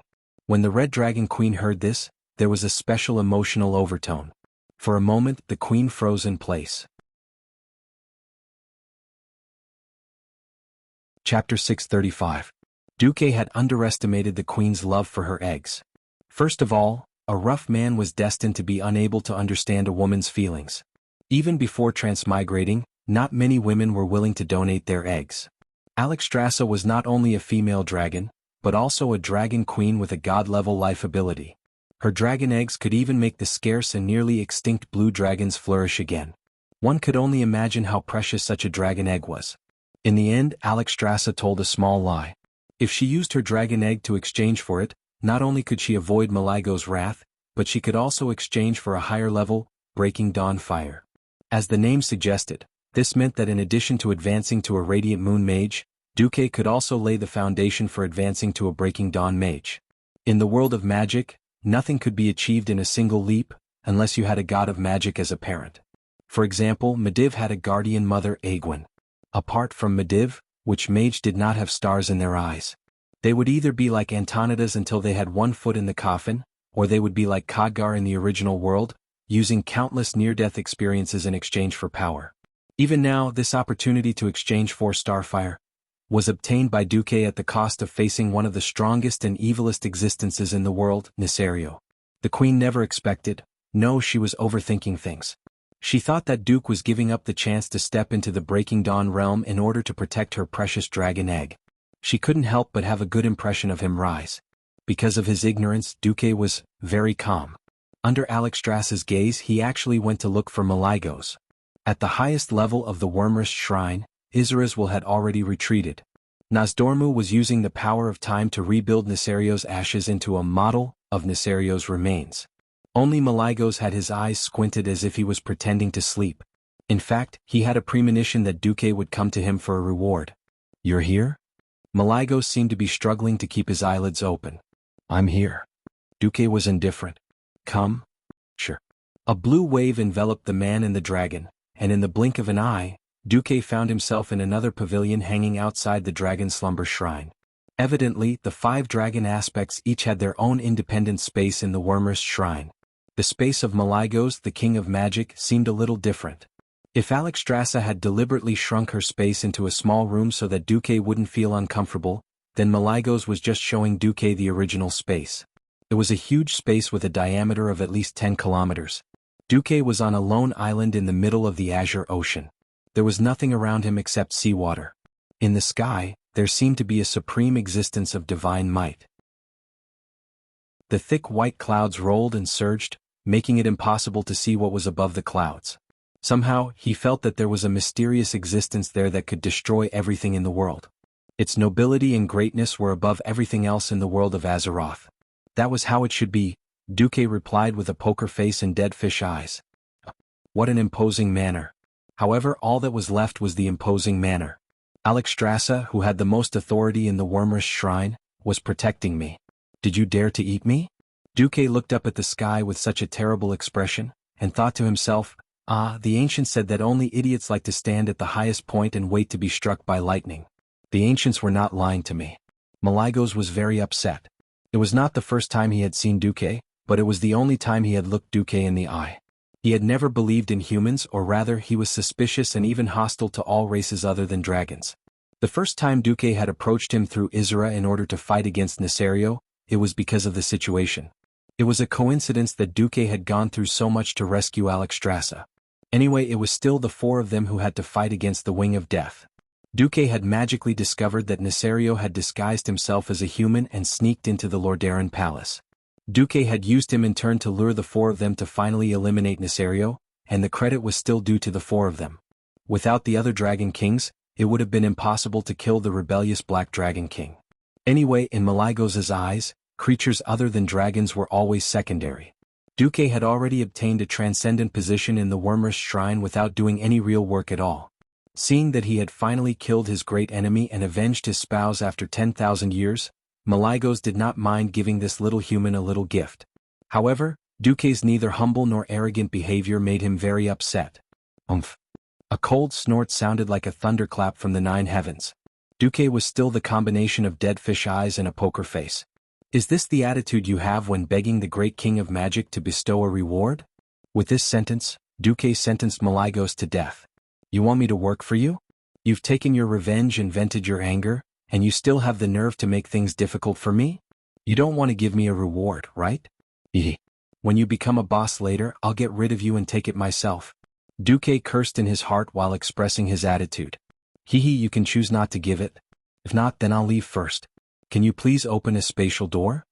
Duque's casual attitude made Malygos even more angry. Insignificant human. Recognize your identity. In front of my power, you are nothing. The clouds were boiling fiercely, as if the wrath of the heavens would fall in the next moment. The rage of the Dragon King was not a joke. The terrifying aura that flowed out of Malygos's shrine room made the giant dragons that had yet to disperse in the shrine tremble. What the hell? Who had angered the Dragon King Malygos? Alexstrasza could not help but yell across the void, "Hey! Malygos, what the hell are you doing? Why are you yelling at my savior?" Malygos' anger subsided a little. After all, this was the Dragon Slumber Shrine, and he was still very afraid of Alexstrasza, who had recovered her strength. "I'm just teaching a human how to be polite to dragons. What the hell are you doing? Duque is an honored guest of our Dragon Slumber Shrine. We invited him to witness the ceremony today. We agreed to let him take over as a guardian and you have a part in it. What's wrong with you all of a sudden?" Malygos did not speak. Only Duque knew that in the end it was because his strength was too low. So low that even if he asked for a reasonable reward, it would be seen as a charity. In the past 800 years, when had the previous guardians Aegwin and Medivh been bullied? It was easy for a demigod to make other existences forget their original identity and instinctively respect them. Chapter 636. Come to think of it, Duque was a mere Morningstar mage, but he had managed to kill the greatest nightmare of the dragons in 10,000 years, the demigod Nesario. It would be unreasonable for the other dragons not to be jealous. Was there anything more heaven-defying than Duque's feat in this world? Of course there was a deeper reason. Malygos had not finished venting his anger. He had once been the strongest of the 5 dragon aspects, but his wife, child, and almost all his subordinates had died in one go. He had been a single dog, no, a single dragon for 10,000 years. He had finally managed to kill his enemy, but not only was the enemy unrepentant, the one who had stolen his limelight was a lowly race with no ability that he looked down upon. Rationally, Malygos knew that he should be grateful to Duque. When it came to love, he couldn't control his temper. He was a little crazy, but his madness was more directed at Nesario and the Black Dragon army. But he had nowhere to vent his anger. He could not attack his own people. Duque, who had appeared in front of him, felt like he had been implicated. After slightly intimidating Malygos, Alexstrasza quickly smoothed things over and sent a secret message to Duque. "Sorry Duque, he wasn't like this before. He used to be very happy and cheerful, and did not mind spreading magic to other races. It's just that after his spouse died." Alexstrasza quickly said a lot of things, all of which were ignored by Duque.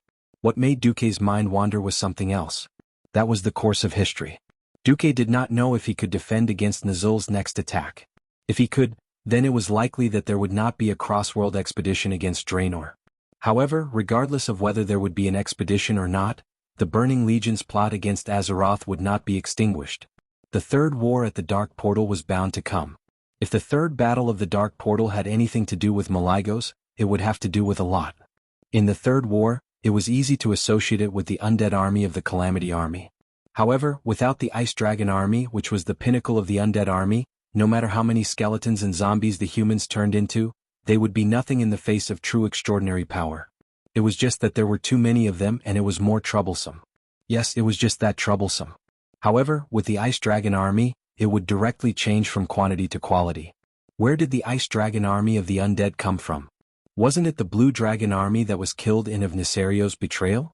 The leader of the Ice Dragon army, Sindagosa, was definitely one of the best generals under the Lich King. Who was Sindagosa? Was there a need to ask? It was the dead wife of Malygos, the king of magic. Duke came back to his senses just in time to hear Alexstrasza's pleading tone. "Duke, I know Malygos' attitude isn't good, but he's still a good person, and he's ready to resume his duties as the dragon aspect. Why don't you give in to him this time and I'll owe you a small favor?" "All right." Alexstrasza breathed a sigh of relief when Duque agreed. Just now, Duque refused to answer no matter what. She thought that Duque was going to have a heaven and earth collision with Malygos in the Dragon Slumber Temple. She didn't think that Duque would win, but since both sides were on the same side, she really didn't want them to have a conflict. Just then Malygos said, "All right, for Alexstrasza's sake, I won't argue with you about your attitude. I know you want the power of magic, so show me your magic skills, mortal. If you can satisfy me, I'll let you instantly become a Radiant Moon Wizard." "What's wrong with that?" Duke's back suddenly straightened, and the corner of his mouth hooked up into a mysterious arc. If one was familiar enough with Duque, they would know who Duque was going to trap again. Fortunately, Duque let Malygos go this time for the sake of the Red Dragon Queen. Duque had too many ways to force this big blue clown into a dead end. For example, when Malygos gave up monitoring the magic in the world during his mental disorder, Huel Salis and the Dalajan's dark experiments. What steel refiner, what forbidden human body refinement technique, what biochemical experiment that could poison all living creatures within 1,000 miles. Once Malygos found out about these things, the old blue dragon would go crazy. There was no need for the Scourge army. He could kill these two holy lands of magic by himself. Of course, Alexstrasza didn't know that Duque had so many bad ideas in his stomach, but she was a woman with amazing intuition. She suddenly realized that Duque really had a way to kill Malygos like he killed Nisario. Feeling that Duque had finally let go of the idea in his heart, the queen's heart was filled with mixed feelings. Duque thought to himself, alright, seeing that your wife is dead, it's understandable. I also want to dig a hole for that fool. I'll bear with it. Duque suddenly raised his head and stared at Malygos in the sky. There was still a mysterious smile on his lips. Do you want to see my magic skills? Sure. Let me show you the right path. Duque raised his hand. For a moment, Malygos almost wanted to smash Duque's face with magic bombs. But when Malygos saw clearly what Duque had conjured with magic power, he fell silent. Duque injected his distant memories into the system. It was a scene from the Battle of the Frozen Crown in the game. It was a memory of Sindagosa from the gorgeous cutscenes. Like an irresponsible visionary, Duque gave the system elf a mission. I want to restore a magic construct called Sindagosa that will convince Malygos. Then the system elf perfectly injected bones, tendons, blood, and flesh into Duque's fantasy. In the void, as the magic power in the magic circuit in Duque's body was rapidly consumed, the illusion of a huge bone dragon appeared in Malygos' eyes. At first, the illusion of the bone dragon looked like a lizard skeleton at the level of a primary school student's drawing. However, it quickly turned from a chaotic mess into a specimen with its bones clearly visible. Every bump on his skin. Every cartilage that connected each other. The proportions of every bone. At this time, Malygos couldn't help but tremble slightly. This wasn't the end. If what happened before was just a conceptual reorganization of the biological specimen, then what happened next was a pure rebirth of the concept of magic. The huge bone dragon illusion in Duque's hand, which had become 10 meters long, had begun to have the aura of a magic circuit. One by one, new magic circuits were being constructed in this phantom bone dragon. Chapter 637. Duque could actually construct a new magic circuit in an illusion that he had created out of thin air. Many dragon geniuses had trouble constructing a good magic circuit in the body that they were most familiar with, not to mention constructing a magic circuit in an illusion that they were not even familiar with. And from the looks of it, Duque was not making it up. This was because there was an aura that Malygos was extremely familiar with flowing in the newly born magic circuit. It was the aura of Sindagosa's most specialized frost magic circuit. How could you possibly know what Sindagosa was good at? In the independent space of the temple, the rolling clouds in the sky had already solidified.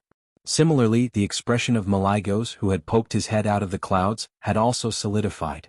Neltharion's betrayal 10,000 years ago was the greatest shame of the dragons of Azeroth. Even in the records of the dragons, only the names and numbers of the dead were recorded. Other than those ancient dragons that could be counted, no one would know anything about the Blue Dragon Queen. Malygos had just been to the natural mausoleum of his spouse, and there were no traces of anyone touching it at all. Then how did Duque know that Sindagosa was a frost dragon, and not an all-elemental dragon like him? Did Alexstrasza tell Duque? Duque's performance continued. Not only did the body of the bone dragon, which was almost identical to Sindagosa, begin to be surrounded by magic circuits, but white muscles could also be seen growing on the white bones, which were becoming thicker and thicker. Every layer of flesh and blood covered the dragon's body would have a corresponding bloodline and magic circuit. The mana in Duque's body continued to be consumed, but with the help of the system elf, not even the slightest bit of mana was wasted. Every bit of mana was used to create the illusory Sindagosa. This move of Duke Kuz was almost a materialization of his imagination. Under his control, the body of the blue dragon continued to grow, becoming more than 50 meters long.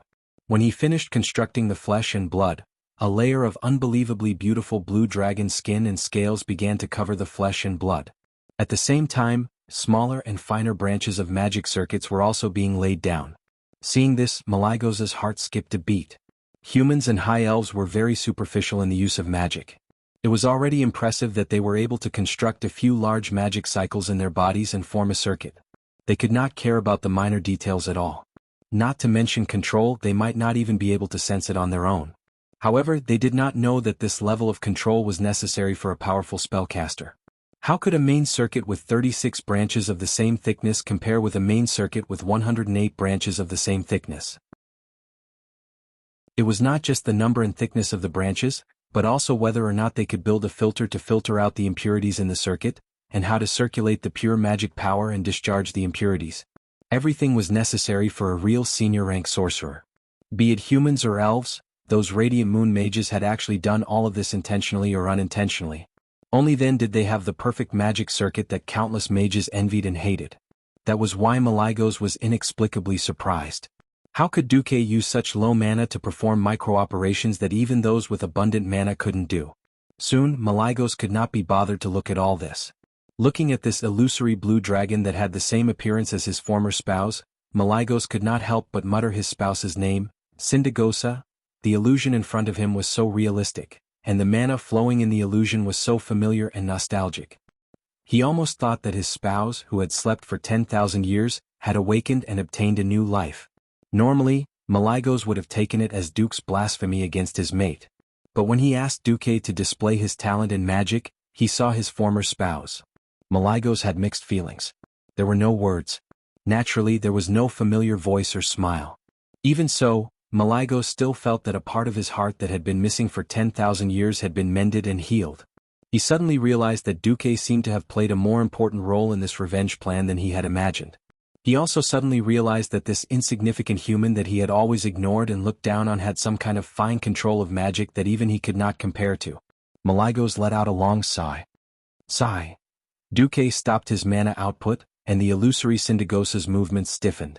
Malygos felt as if he had been struck by a whip, pulling him back from his memories to reality. That's right. This was not his spouse after all. Enough, make it disappear, Malygos said calmly. Duque rubbed his hand and Sindagosa disappeared from the void. Malygos' aggressive aura was gone, but he was still stubborn. I agreed to let you be the acting guardian, so naturally I recognized your strength. From the moment Nesario was killed, I didn't treat you as an ordinary human. But as a guardian, even if you're a proxy, your strength is too unsightly. Take this thing and get lost. Don't be an eyesore. With that, he flapped his dragon wings, and a meteor-like bright object descended from the sky. Whoosh! With a sharp sound of breaking wind, it was clearly going to smash Duque's head open, but the moment Duque dodged, it was fixed at a place less than 3 centimeters in front of Duque's eyebrows. Fasterisk Sike. You did it on purpose. Malygos returned a contemptuous look. Yes, I did it on purpose. Duque, fine, you win. I've earned my moral integrity by showing off my muscles. Oh, it's strength. Why not? Duque grabbed the light of the stars and moon that was floating in front of his eyebrows. He had wanted to ask Malygos how to use this thing. There was no need to ask immediately. The moment he grabbed it, the light of the stars and moon, which was emitting a mysterious glow, fused into his palm and rushed into his magic circuit with a domineering aura. Ba-thump. Duque clearly heard the incomparably strong beating of his heart. Ba-thump. It was the sound of his heartbeat suddenly slowing down by 10 times. It was like a drum that had been stretched out countless times. That feeling made Duque feel very strange. The next second, Duque suddenly let out a scream.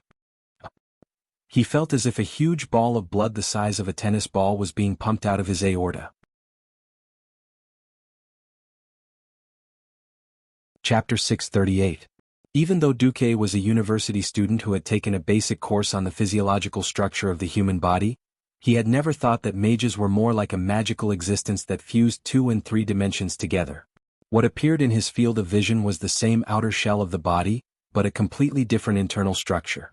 In the 3-dimensional domain, the brain controlled the functions of his body, directing the operation of every internal organ, making the lungs breathe, the heart pump blood, and the liver detoxify. In the illusory vision of the 2-dimensional world, the mind that extended from the will controlled the magic circuit, and the flow of magic in the mental domain was more like the countless subdivided roots of a large tree, except for the root at the end that was used to absorb the elemental power from the outside world. The rest of the circuit would eventually take the shape of a ring.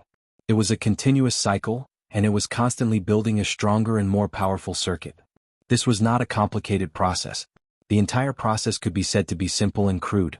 The light of stars and moon, that crashed into Duque's body was simply pressing down on Duque's body with tremendous force. There was nothing in the world that could be achieved in a single leap.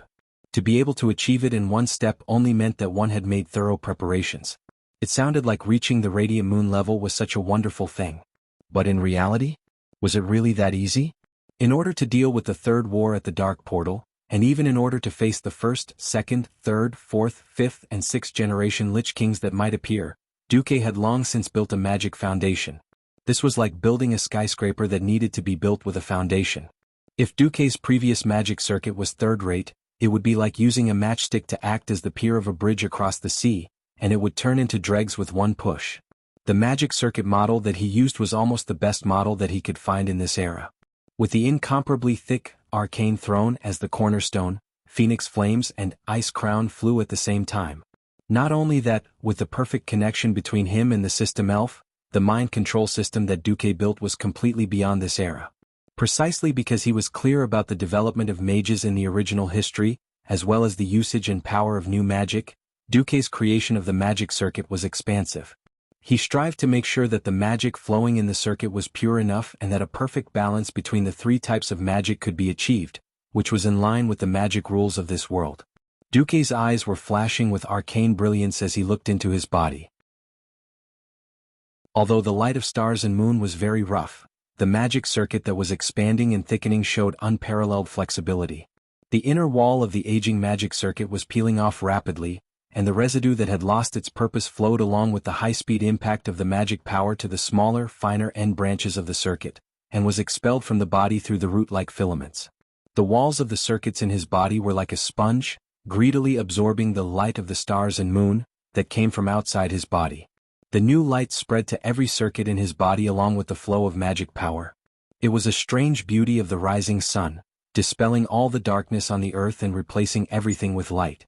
At this moment, Duque suddenly ran into trouble.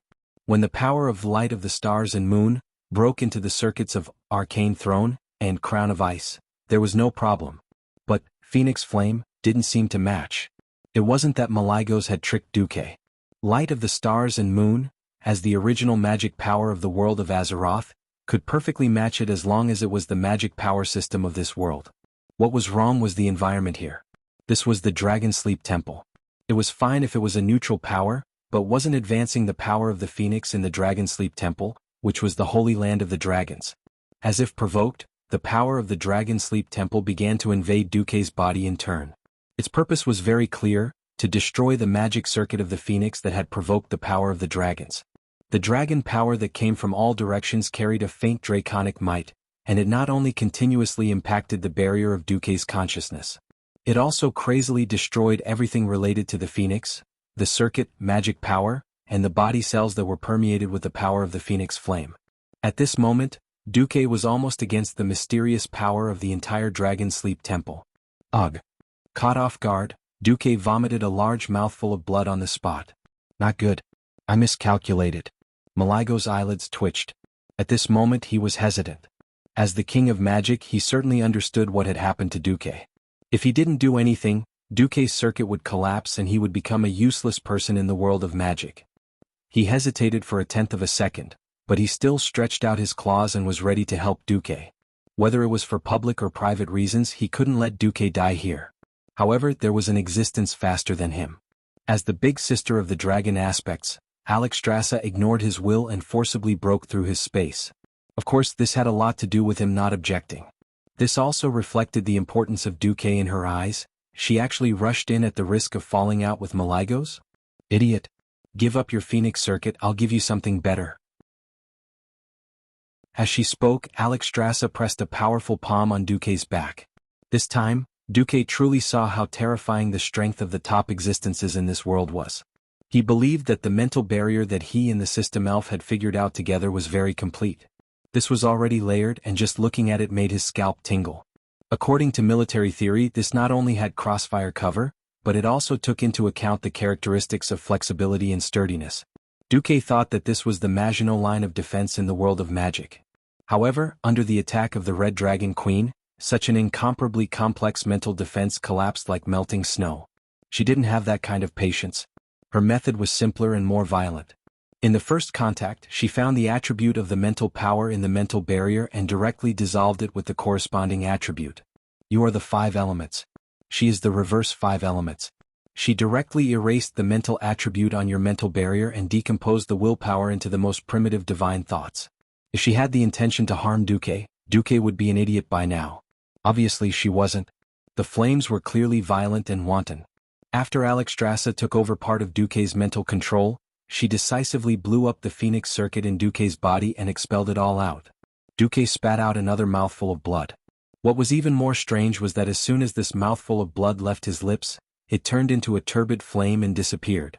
Duque could see that, starting from his heart, there were hundreds of thousands of golden threads spreading out from his heart like tree roots. After reaching various parts of the body like blood vessels, they formed interlocking rings like veins that could recycle waste and return to the heart.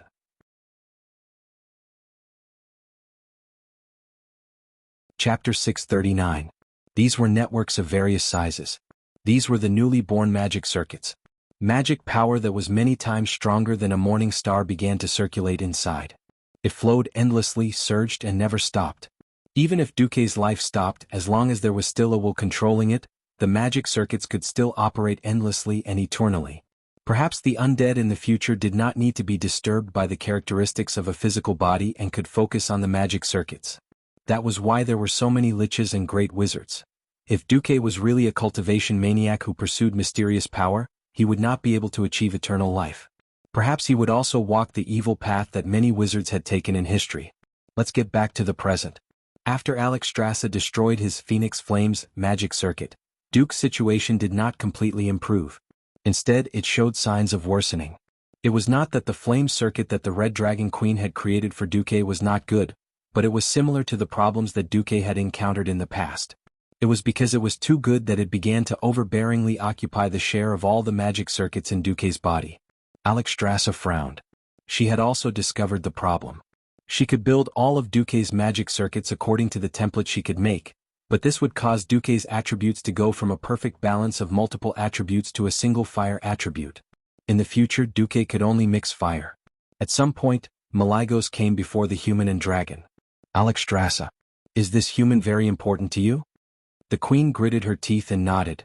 Recalling the bits and pieces of Duque, Malygos rarely changed his view of humans. Perhaps I really underestimated the usefulness of this human? Perhaps, you owe me a favor. With that, the humanoid Malygos extended his hand to Duque. His hand met Alexstrasza's and pressed on Duque's chest. It was also a magical concept invasion, but the circuit that was replaced this time was different. Antonida's crown of ice was destroyed and replaced with Malygos' unknown ice circuit. No, it wasn't just the ice element. Even Duque's arcane throne was being modified. It continued to expand and expand. It was a terrible feeling. Duque opened his mouth wide, and his jaw was so wide that his throat could be seen. He wanted to shout, he wanted to roar, but he couldn't utter a single word. Behind was fire and in front was ice.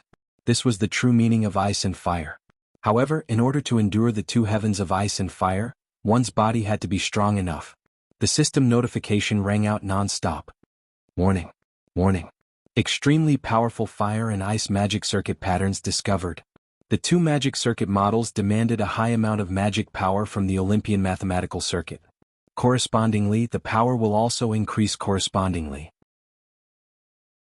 Duque clenched his teeth and roared in the spiritual world, "Damn you! I'm not afraid of you. System Elf, reverse calculate the arcane circuit model that satisfies both magic circuits at the same time." The system calculated at super high speed.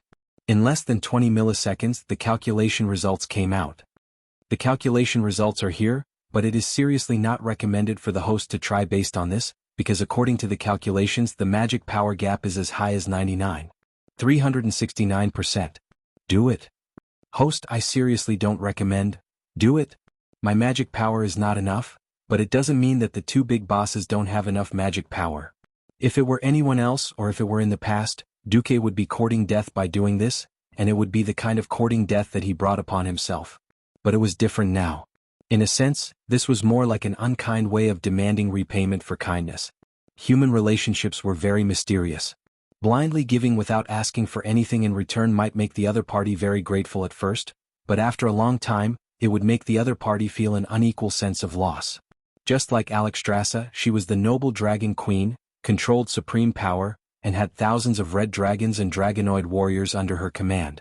During this period of time, it always gave her a sense of frustration that she couldn't help because of the restrictions of the rules or for other reasons. Help me. Strictly speaking, Duque didn't say these two words. Don't forget who were in front of and behind him. The two dragon kings. At such a close distance, any small movement of Duque, or even the unnatural vibration in the air, would be sensed by them.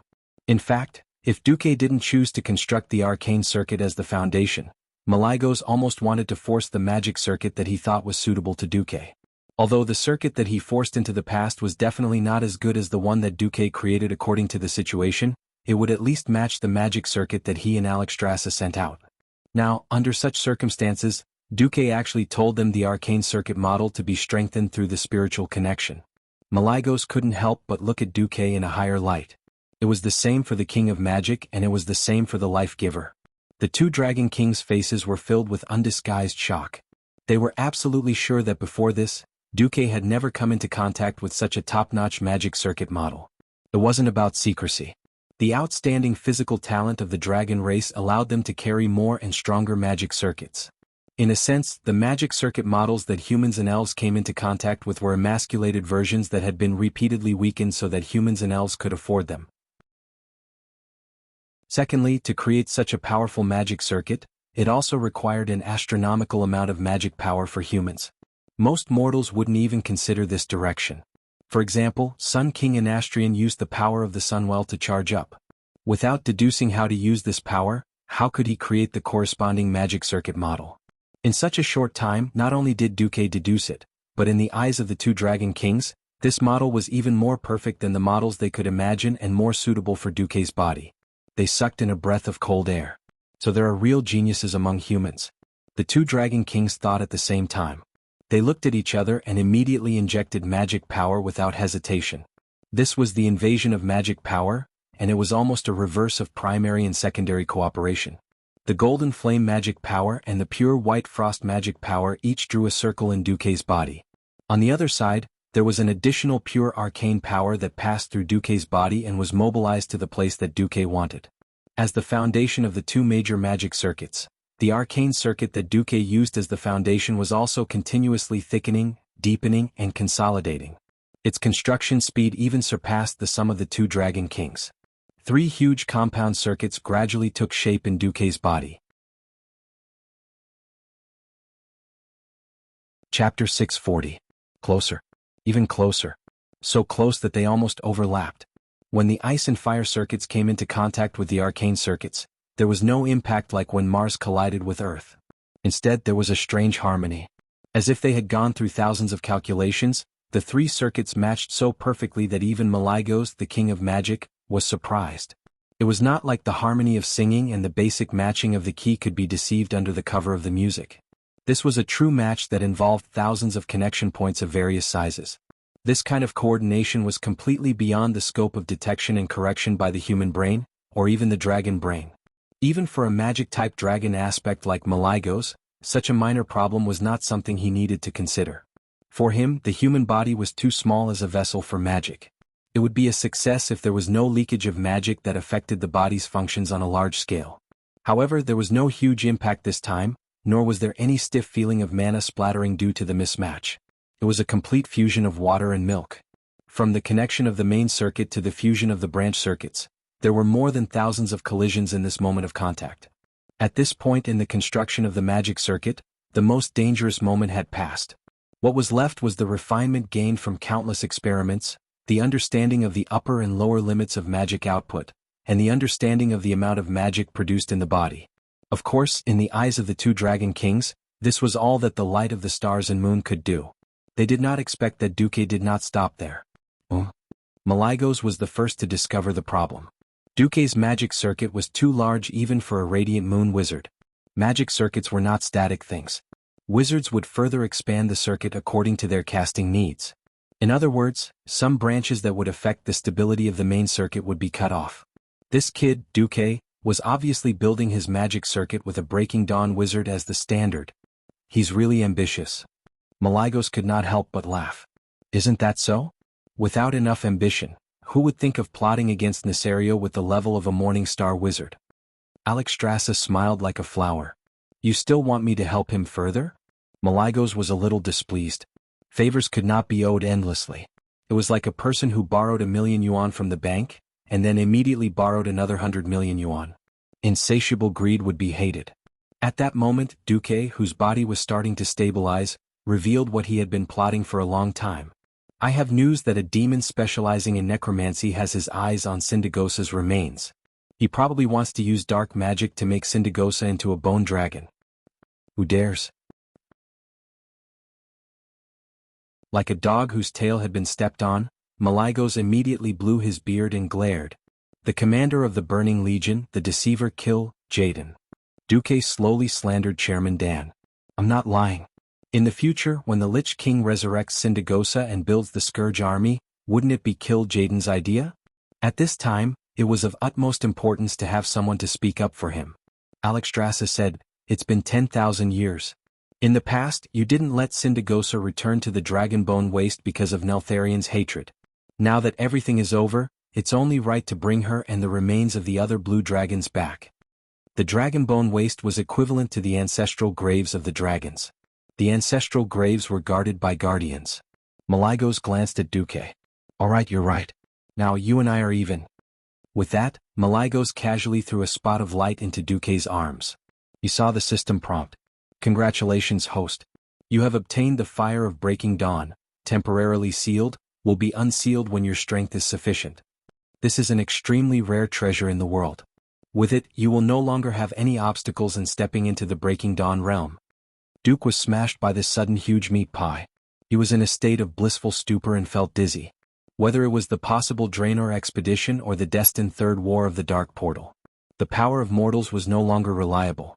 War was no longer something that could be settled by piling up the power of mortals. Only extraordinary power was the most reliable. Now it was like a pillow when he was sleepy. Duke didn't have a good impression of Malygos at first.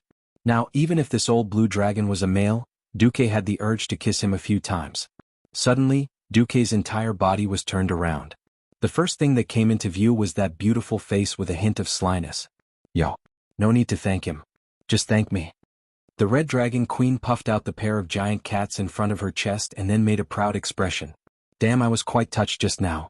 Now I don't feel anything.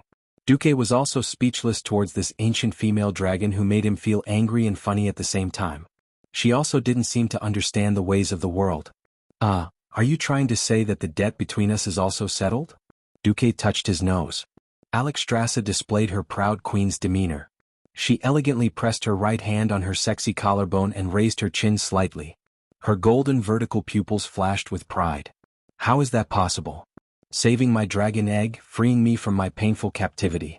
How can the insignificant light of stars and moon, and breaking dawn fire, compare?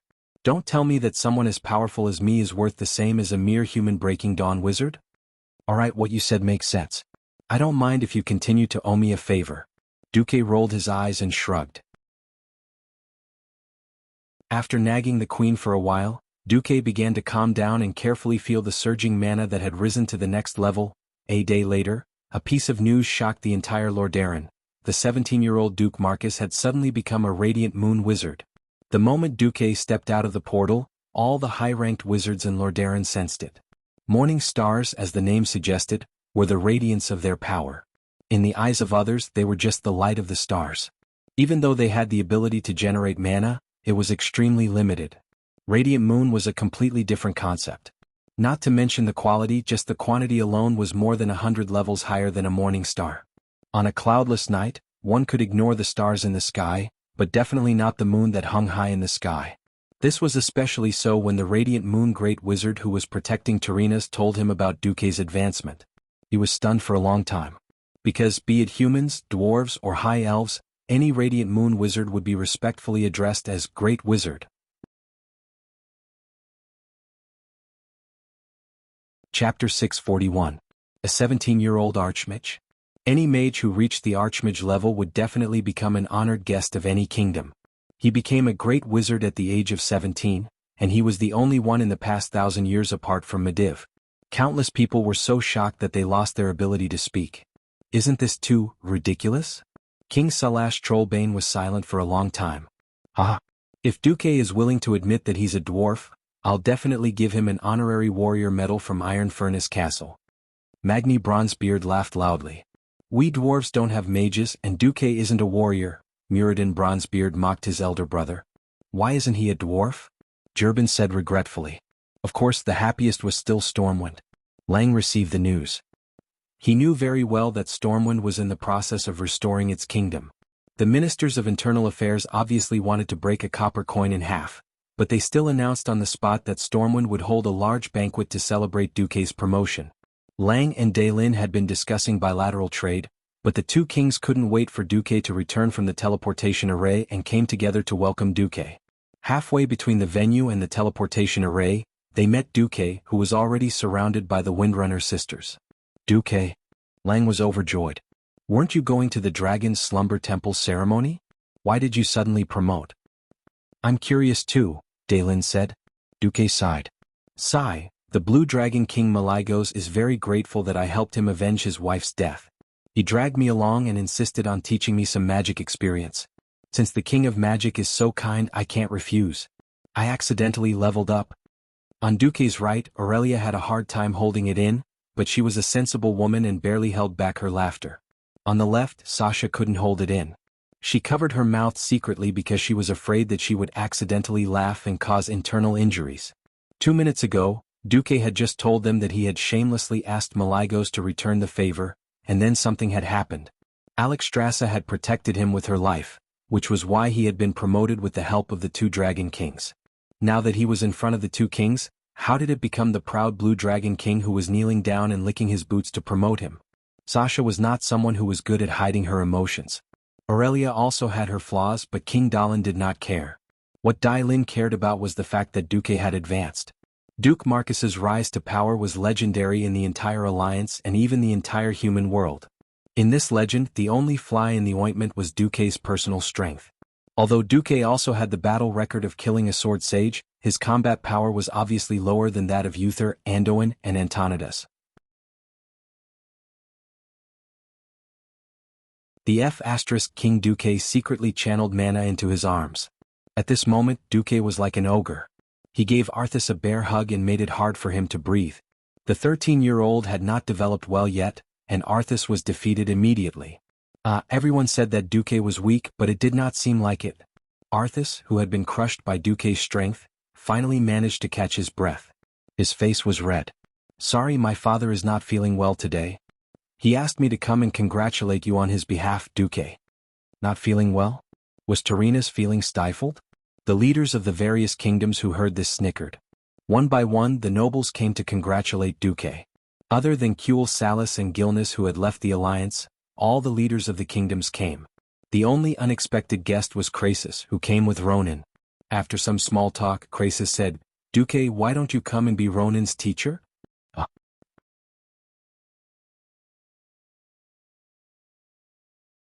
Chapter 642. Duque was shocked. To be Ronan's teacher? That didn't seem right. Although there was no seniority in learning, as long as you were of a lower level than the other party, regardless of whether you were 80 years old or 100 years old, you had to call someone senior. But a 17-year-old young man with a 20-year-old disciple, that scene, not to mention that was Ronan. The famous example of a loser's counterattack in history, Ronan, who had no background but was almost at the level of a mage. If he took Ronan as his disciple, he felt that his moral integrity would be greatly reduced.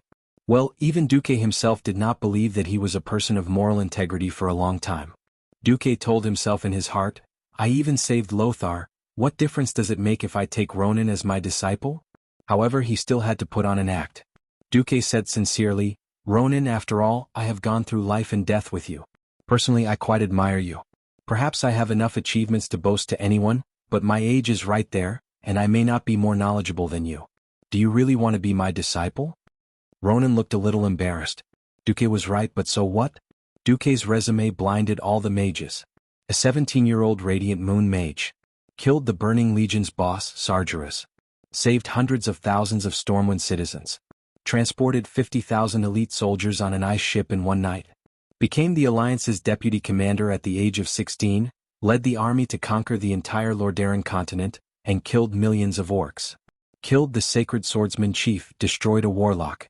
Saved the Red Dragon Queen, killed Nethario. Even though he had gone on adventures with Duque, Ronan knew very well that the one standing in front of him was a living legend of the Alliance. He put one hand on his chest and bowed. No, Lord Marcus is too humble. Your courage is no less than Wuther the Lightbringer who charged against 200,000 orcs with 12 riders. Your wisdom is enough to light up the entire Azeroth's starry sky.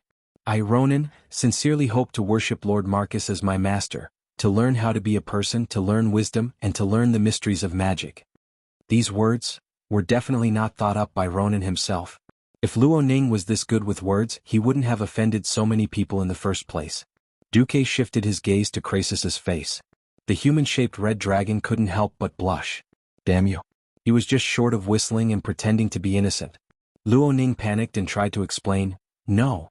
Lord Marcus, don't blame Lord Krasus. I was afraid that I would say something wrong, so I asked him for advice. This time it was Krasus' turn to laugh. Don't underestimate our great hero Duque.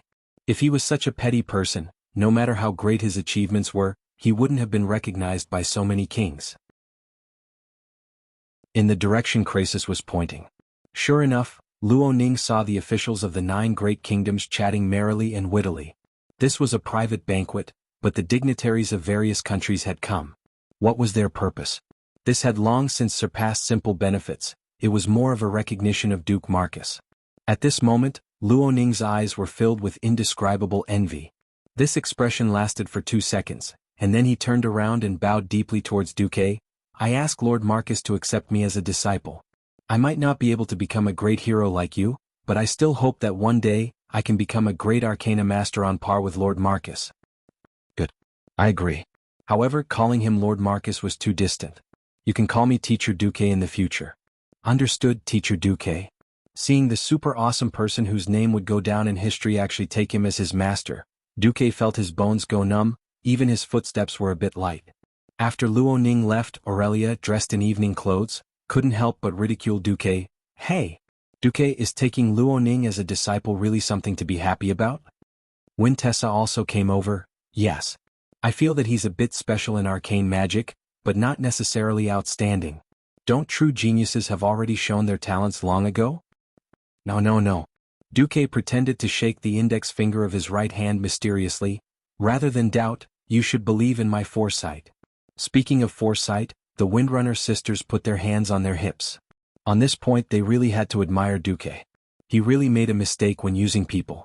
Even bringing Marion when saving the Red Dragon Queen could not be said to be a mistake, because judging from how Duque had backfired on Nesario, perhaps Duque had predicted this from the beginning. Duque did not know if he could train Luo Ning well. After all, in the original history, there were 3 great pharaoh of the younger generation: Khadgar, Luo Ning, and Jaina. One became a ghost, one seemed to have been robbed of his role by someone and became a bit unknown, and the last one was still a lowly who had not yet expired. Duque silently muttered in his heart, this is the world's fault. After the Second World War at the Dark Portal, Duque still felt that the world did not seem to have changed as much as he had imagined. However, with this abominable transmigrator stirring up trouble, things seemed to be developing in a strange direction. On the other side, Dylin and Lang seemed to be talking about something, and then Anduin also went over to join in. Looking at the 3 guys who were beaming with joy, Duque suddenly had a feeling that these 3 guys were going to cause trouble. Suddenly shivering, Duque had an ominous premonition in his heart. Sure enough, in the next second, 3 burly animals came together. Duque pulled Luo Ning over as a shield. Yo, why are the 3 of you here together? Just in time, let me introduce you, this is my new disciple, Luo Ning. He is extremely talented in arcane magic. Seeing the 3 nobles at the same time, Luo Ning was a little confused. Only when Duque secretly kicked him did Luo Ning come to his senses. Your Majesty Proudmoore, Your Majesty Rin, Commander Lothar, greetings. Ah, disciple. It's okay, I believe in your judgment.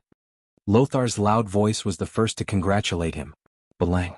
For some reason, Duque always felt that Lang's gaze seemed to be telling him, Duque, you brought this upon yourself? Did I do something wrong? Duque, you started to accept disciples? Dylene's eyes were playful. Can't I? At least I can be respectfully addressed as the Great Mage, Duque replied with his hands on his waist. No, I very much recognize your strength. Since you've already accepted a disciple, Why don't you also accept a genius in frost magic? Who? As soon as he asked, Duque felt a little regretful. He already knew the answer. Yo Jaina, come here for a while. Dailin called out to his daughter. Duque clenched his teeth, looking as if he had a toothache. The next moment, Duque saw a golden-haired lowly in a blue dress with white edges walking over quickly.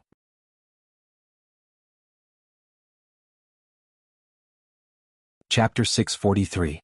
Jaina Proudmoore. She was the famous girl who sold her father. Now she was still a lowly who had not yet expired. When Duque saw Jaina again, he was shocked. The 13-year-old Jaina was already beautiful beyond the mortal world. After not seeing her for more than a year, the girl's puberty was obvious. She had inherited her mother's beauty. The influence of puberty had affected her, and the curve of her butt had become beautiful. Her chest, which used to be exquisite, had now become seductive.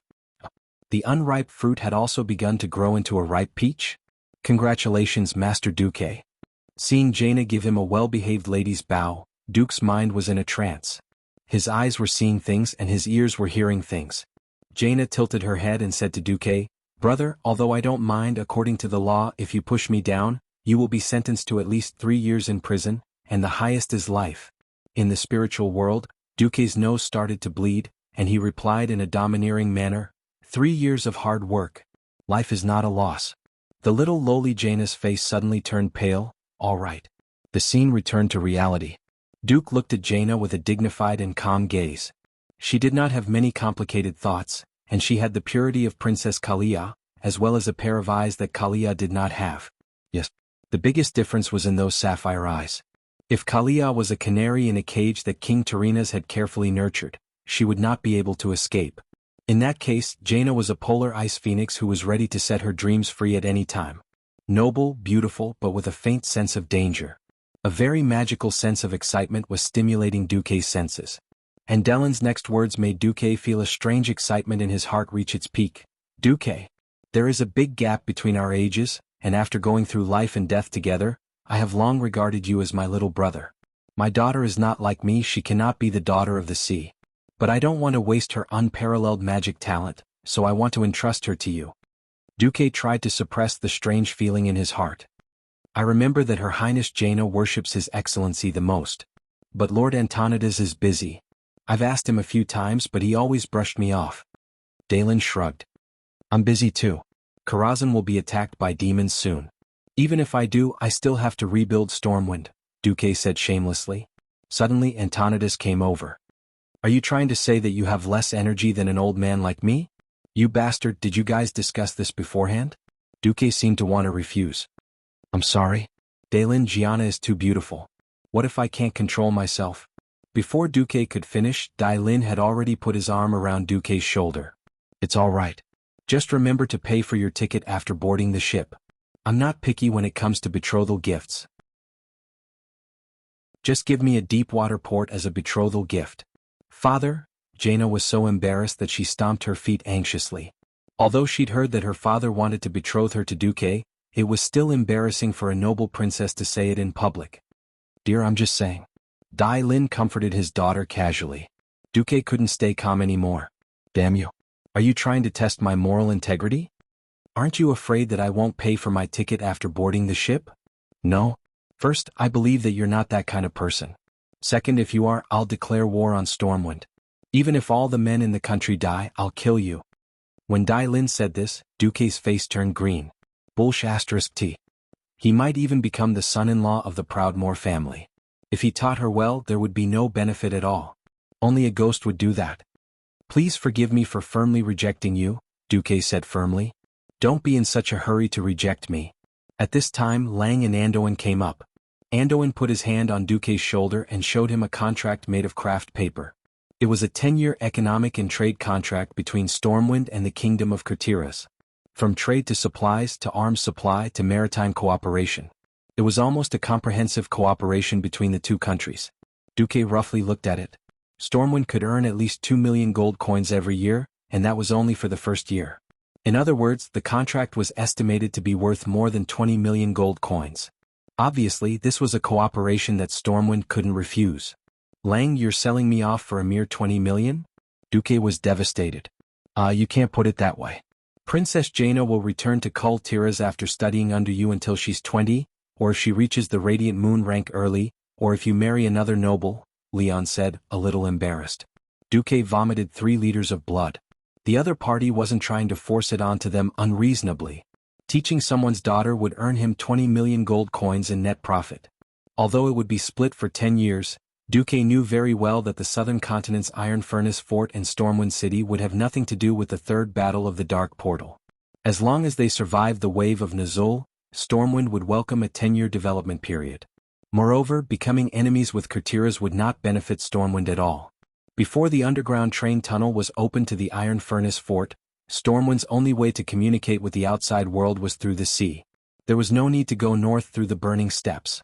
The Black Iron Dwarves who opposed the Bronzebeard Dwarves were at the bottom of the Black Rock Mountain. Going there for trade would be suicide. Duque looked at Lang and Anduin, then at Dalan and Antonidas. These old foxes all had an invisible devil's tail on their buttocks, wagging it as they snickered. Lang, Anduin, is there really no room for discussion? Duque asked. The 2 bastards shook their heads like a rattled drum. Duque's bird of despair. Father, didn't we agree that it's only an apprenticeship? Jaina asked. It's an apprenticeship. Dalan replied. It's just a precaution, so I said it first. Jaina was also a bird of despair. Just like that, the bitter Jaina walked in front of Duque. Jaina Proudmoore requests Master Duke Marcus to accept me as a disciple and guide me on the path of arcane magic. All right. Duque said helplessly. From today onwards you are my disciple, Duque. Come greet Luoning. He entered the sect earlier than you, so he's your big brother. Greetings, senior brother Ronan. Greetings, junior sister Jaina. Ronan was older, so Jaina's greeting was not out of place. At this time, Dalan suddenly said, Duque, I know my daughter is a little smart and has all kinds of ideas. I'm afraid you won't be able to control her. How about this? I'll give you my sword. I, Dalan, hereby swear in the name of Proudmoore that I will give Duke Marcus the right to discipline my daughter Jaina. If Jaina does anything that goes against the rules of humanity, Master Duque can use this sword to punish Jaina. I, Dalan, will not object.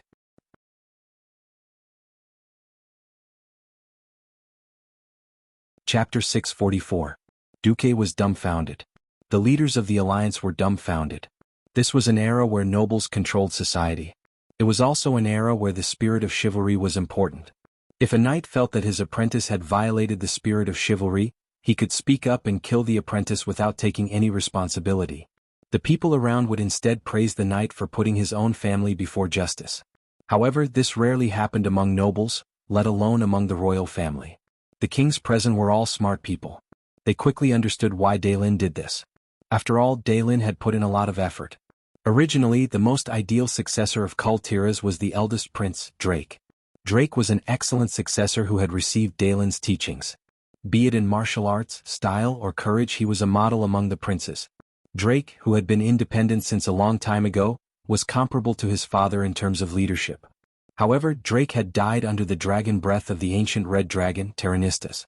That was why Daelin had gone on a rampage. Duque had asked for justice for him. Daelin was extremely grateful to Duque. After the grief, Daelin had to face reality. He had to choose a new successor.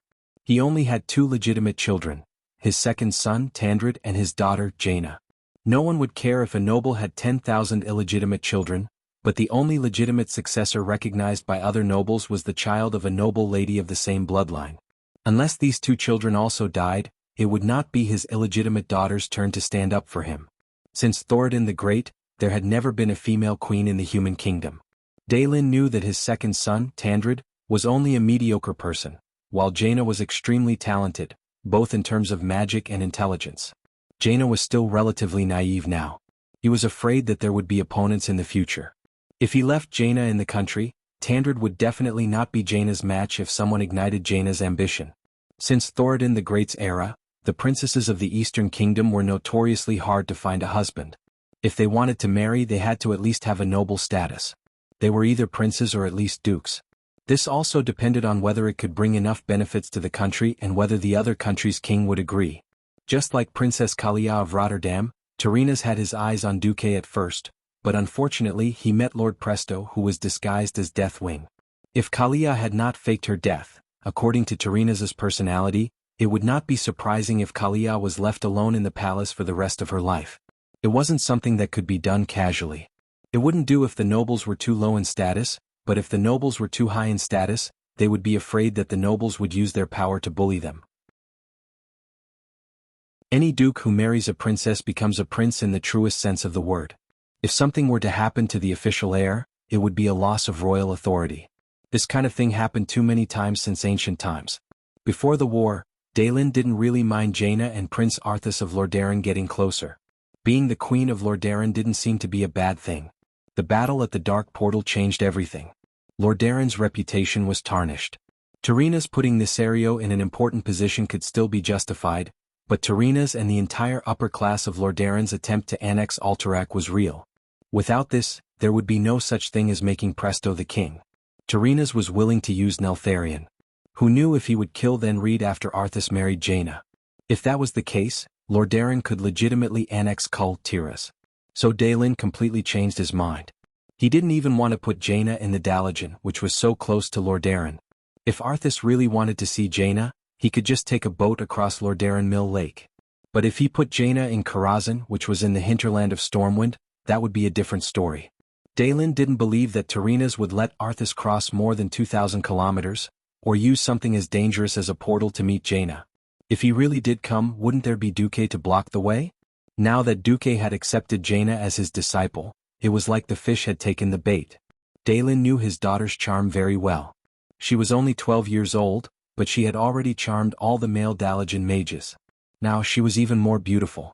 From today onwards she was going to live under the same roof as Duque for 7 years. Daelin didn't believe that nothing would happen. Daelin was also an experienced playboy when he was young. He could tell at a glance that Aurelia and Sasha, who were always by Duque's side, had already fallen for him. It wasn't just the Windrunner sisters. The little girl from the Barra family was also deeply in love even though she was still a virgin. Daelin was very smart, but he would never know that Duque was a transmigrator. He was extremely wary of his precious daughter. Fire, theft, and betrayal. Duque was really afraid. He was afraid that he would be cursed to death if he wasn't careful. Daelin had his own wishful thinking. Duque also had his own black-bellied plan. In just 2 minutes, a set of the real black-bellied lowly training plan had been born in Duque's mind. However, Duque, who was possessed by the best actor, didn't let anyone notice anything amiss. Everyone. While we're celebrating Duque's promotion to a Radiant Moon Archmage, I'd like to announce a piece of good news. My daughter, Jaina, is going to be Duque's disciple. She's going to learn the secrets of magic from Duque. Daelin struck while the iron was hot and announced it publicly. This instantly ignited the enthusiasm of the big shots in the alliance. Congratulations. This was the blessing of the neutral King Salas. Wow. Are you sure it's her teacher and not her husband? This was the ridicule of the dwarf King Magni. That's right, that's right. This was the cheering of the crowd, Kudrin. Yo. Duque, don't misguide the magic genius Jaina. In my opinion, Jaina's talent is astonishing. She'll at least become a Radiant Moon Archmage in the future. The old fool Antonidas teased. Then, Duque, as a teacher, shouldn't you give your disciple a presentable gift? Jerbin, you damn shortest of them all.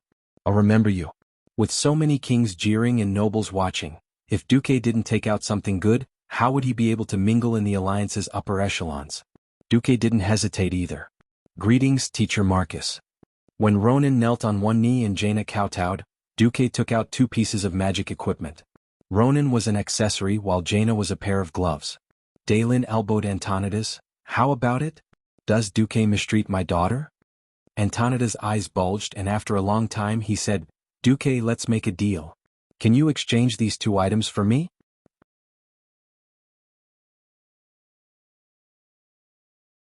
Chapter 645. Wow! Under the cheers of the 3 dwarf kings, the leaders of the alliance and even the surrounding nobles let out a second wave of exclamations. Who was Antonidas? He was one of the 2 Breaking Dawn great wizards in the current known kingdom. After Kuel Salas left the alliance, he became the leader of the alliance's occult domain. The things that Duque had given to his 2 disciples actually made even Antonidas jealous. How precious were they? After hearing Antonidas's evaluation, even Jaina, who was used to seeing big things, was so shocked that her mouth opened in an O shape. She almost spat out her tongue. She was a country bumpkin who had never seen an exquisite equipment before. At first, Daylin was afraid that Duque would be too stingy. After all, his daughter had been forced onto him, and Duque was not too willing to accept it. Daylin really wanted to see if Duque valued his daughter from the gifts that her master had given her. Now that he knew that Duque had given him something priceless, Daylin started to complain about Antonidas. "Oh, Antonidas, you're not being kind. That's a gift from Duque to me, and you still have the cheek to ask for it?" Old Antonidas blushed and then said bitterly and aggrievedly, "Please, it's not just me. Even those arrogant elven wizards, no, even if Anastrian was here he would want it too. Because those two are Wings of Death's treasures. Oh my god. And they're even family heirlooms." As the authoritative pharaoh finished speaking, the noise in the banquet hall suddenly rose by more than one level. It was like a raging wave. The exclamations of the leaders of the alliance and the nobles even alerted the guards outside the door. A few paladins rushed into the banquet hall with the royal guards, and only retreated awkwardly when they saw that nothing was wrong. Wings of Death, Nesario's treasures? Dooku was really willing to part with it. When Jaina first received the pair of gloves, she instinctively felt that this pair of magic gloves was extraordinary. Jaina fell in love with the dark red background and mysterious purple-blue patterns at first glance. The moment she put it on, she felt that her magic circuits had at least doubled. Not only the capacity but even the flow of mana had been greatly increased. Jaina could clearly feel that this was only a very, very small portion of the glove's power. Furthermore, there was a faint dragon's breath lingering around her fingers. This was not the corrosive dragon breath of the Wings of Death. This was the frost dragon breath that had been carefully purified and modified by some almighty being. For Jaina, who was only an earth mage, it was an unimaginable treasure. If that was the case, it wouldn't be considered a treasure of the Wings of Death. What shocked Jaina the most were the words, "family heirloom." That's right. This pair of gloves was precious because it was a family heirloom. In other words, it did not limit the magic level of the user. Even the lowest level magic apprentice could wear it. Mages with a family heirloom would cultivate faster, and there was no need to worry about collecting the best magic equipment in the process of cultivation. This was because the attributes of the family heirloom would automatically unlock the seal layer by layer as the owner's magic level improved.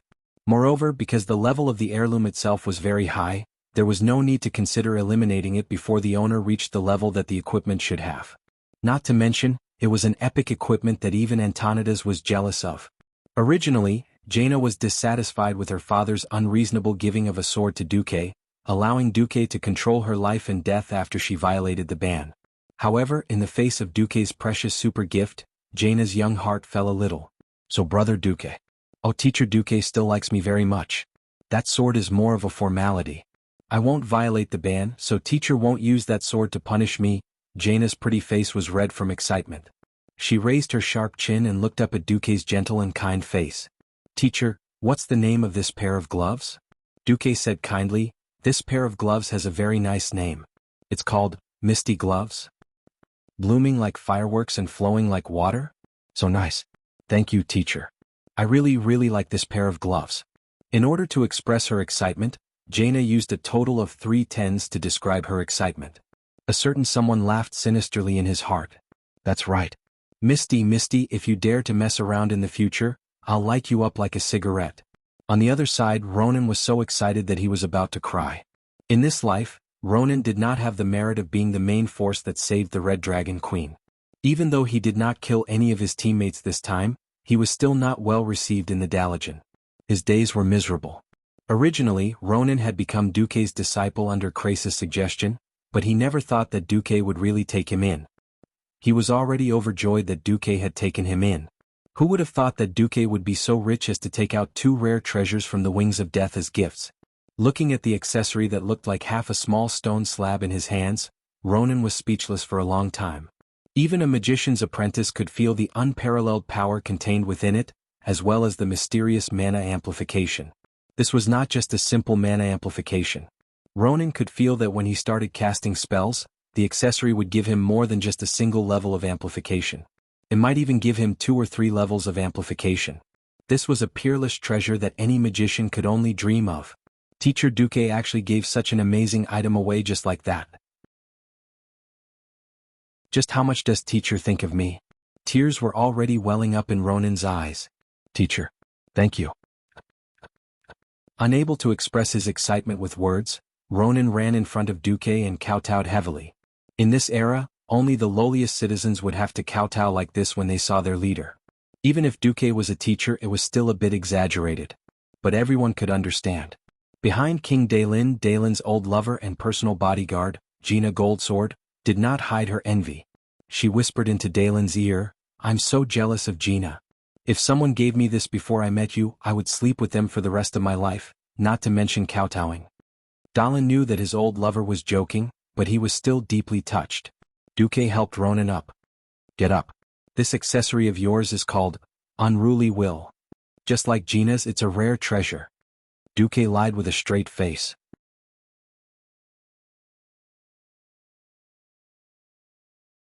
Chapter 646. An accessory that could temporarily increase intelligence. Every time a damaging spell was cast for 10 seconds and could stack up to 10 times. Even if it seemed to be the same level as the glove next door, could its actual combat effect be the same? In the game, players would pray every week to open 3 of these items at once, and it was best to wear 2 at the same time. Would it be an ordinary item? Not to mention Ronan and Jaina, even Antonidas had never seen Unruly Will before. Only those who had used it knew that this was a divine item that mages of the same level could only dream of. Especially for a mage like Ronan who had a high explosive hairstyle, it was like adding wings to a tiger. Anyone who touched this thing would be killed. Think about it, the guy opposite him had been holding his breath until his face was red, and he had held his breath to fire a .38 caliber pistol bullet. Who would have thought that the next moment it would be a .5 caliber sniper rifle bullet and the next moment it would be a howitzer? Every time a spell was cast, the damage could be stacked, and the damage could be stacked 10 times in one go. Behind Duque's seemingly fair appearance, he was a classic case of favoritism. It wasn't just any ordinary favoritism but a direct one. 9, the kind of favoritism that could tip the scales. Everyone only knew that they were all from Nisario, but who knew that there were subdivided production versions of the same boss, ordinary version and elite version? Yes. Jaina's smoke glove was the production version, and Ronan's was the elite version. The Unruly Will of the same level, and Duque had another one on his waist. Duque didn't know why there were 2 identical Unruly Will on Deathwing. After he tried to wear both at the same time and failed, he simply did it as a favor. Anyway, it was definitely not a loss to give it to Ronan. Cough cough. Seeing Ronan kneel to him so sincerely, even the thick-skinned Duque felt a little hot. Thinking about it, Duque felt a little relieved. Not to mention anything else, even if he was biased, so what? Not every talented mage could have an heirloom, modified from Deathwing's exquisite equipment. One had to know that the modifier was the Red Dragon Queen, life-giver Alexstrasza. And this was just something that a certain queen casually did. Although that fellow kept saying that there would be a heavy reward, Duque didn't even see what the hell the so-called heavy reward was until he left the Dragon Sleep Temple. Duque wasn't in a hurry. As long as his relationship with Alexstrasza and the Crimson Dragon Legion was solid enough, it would be fine. At this moment, everyone present applauded. Magni said carelessly, "All right. Even I, the king, am envious. The 2 of you are so lucky to have such a generous teacher." Krasis smiled at Ronan. "Congratulations, Ronan." "Yes, thank you." Ronan started crying. Daylin was both happy and a little jealous. Although he had pushed Jaina away for the stability and continuity of the kingdom, she was still his daughter. Seeing how well Duque treated her, Daylin felt a little sad. "Remember to listen to Teacher Duque." "Yes, father." Jaina replied softly. She then lowered her head and stared blankly at the magnificent and powerful pair of gloves. The banquet ended with a round of well wishes. From today onwards, Ronan and Jaina would follow Duque. Ronan had nothing to worry about, so he directly followed Duque to the state guesthouse in Stormwind. Jaina was a little more troublesome. She still had to move things from Dalajan to Karazhan, and she would meet up with Duque later. It was late at night. When Duque returned to his room, he was surprised to find that Elugia was helping him prepare the bed. This kind of thing can be left to the maids." Duque was a little embarrassed. "I don't feel safe leaving it to the maids of Lordaeron. This used to be done by Vanessa. She's not here and I have nothing to do anyway, so I might as well do it." Elugia, who hadn't even changed out of her evening gown, rushed over and carefully made the bed. Duque felt a strange sense of warmth in his heart. "That's enough. The bed will be messy again in a while." Duque was speaking the truth. As a college pervert, as an evil person who didn't make his bed, he really didn't understand the meaning of making his bed. So for a long time his bed was a dog's kennel. If the bed is clean and tidy, Aurelia and Miss Sasha will be happy, Elugia said calmly. What a good girl. If he hadn't met Aurelia before, Duque might have fallen in love with Elugia first. It was rare that Elugia came from a prestigious family, but she didn't put on airs at all.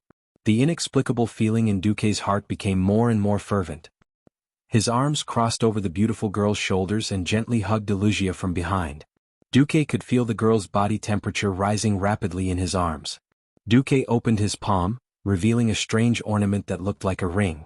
There was a cold and gentle electric light in the blue and white outer ring. This is... Right next to Elugia's ear, Duque's manly hot breath made the young lady of the Bara family go limp. This is called capacitor. I got it when I joined forces with Lothar to kill a powerful demon in Karazhan.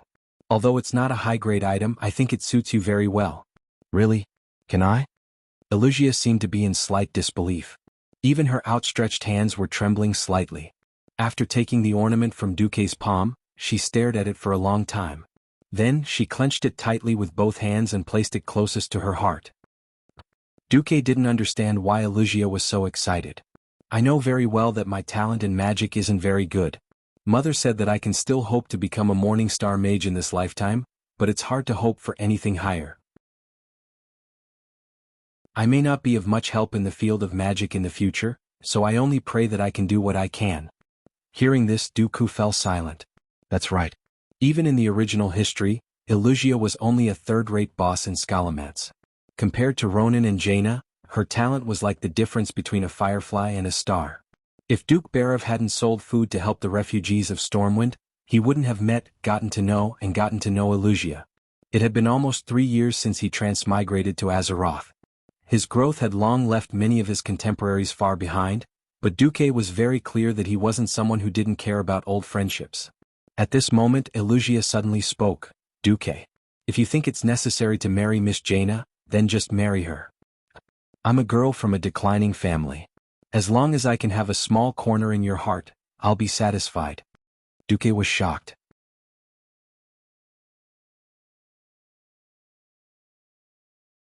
Chapter 647.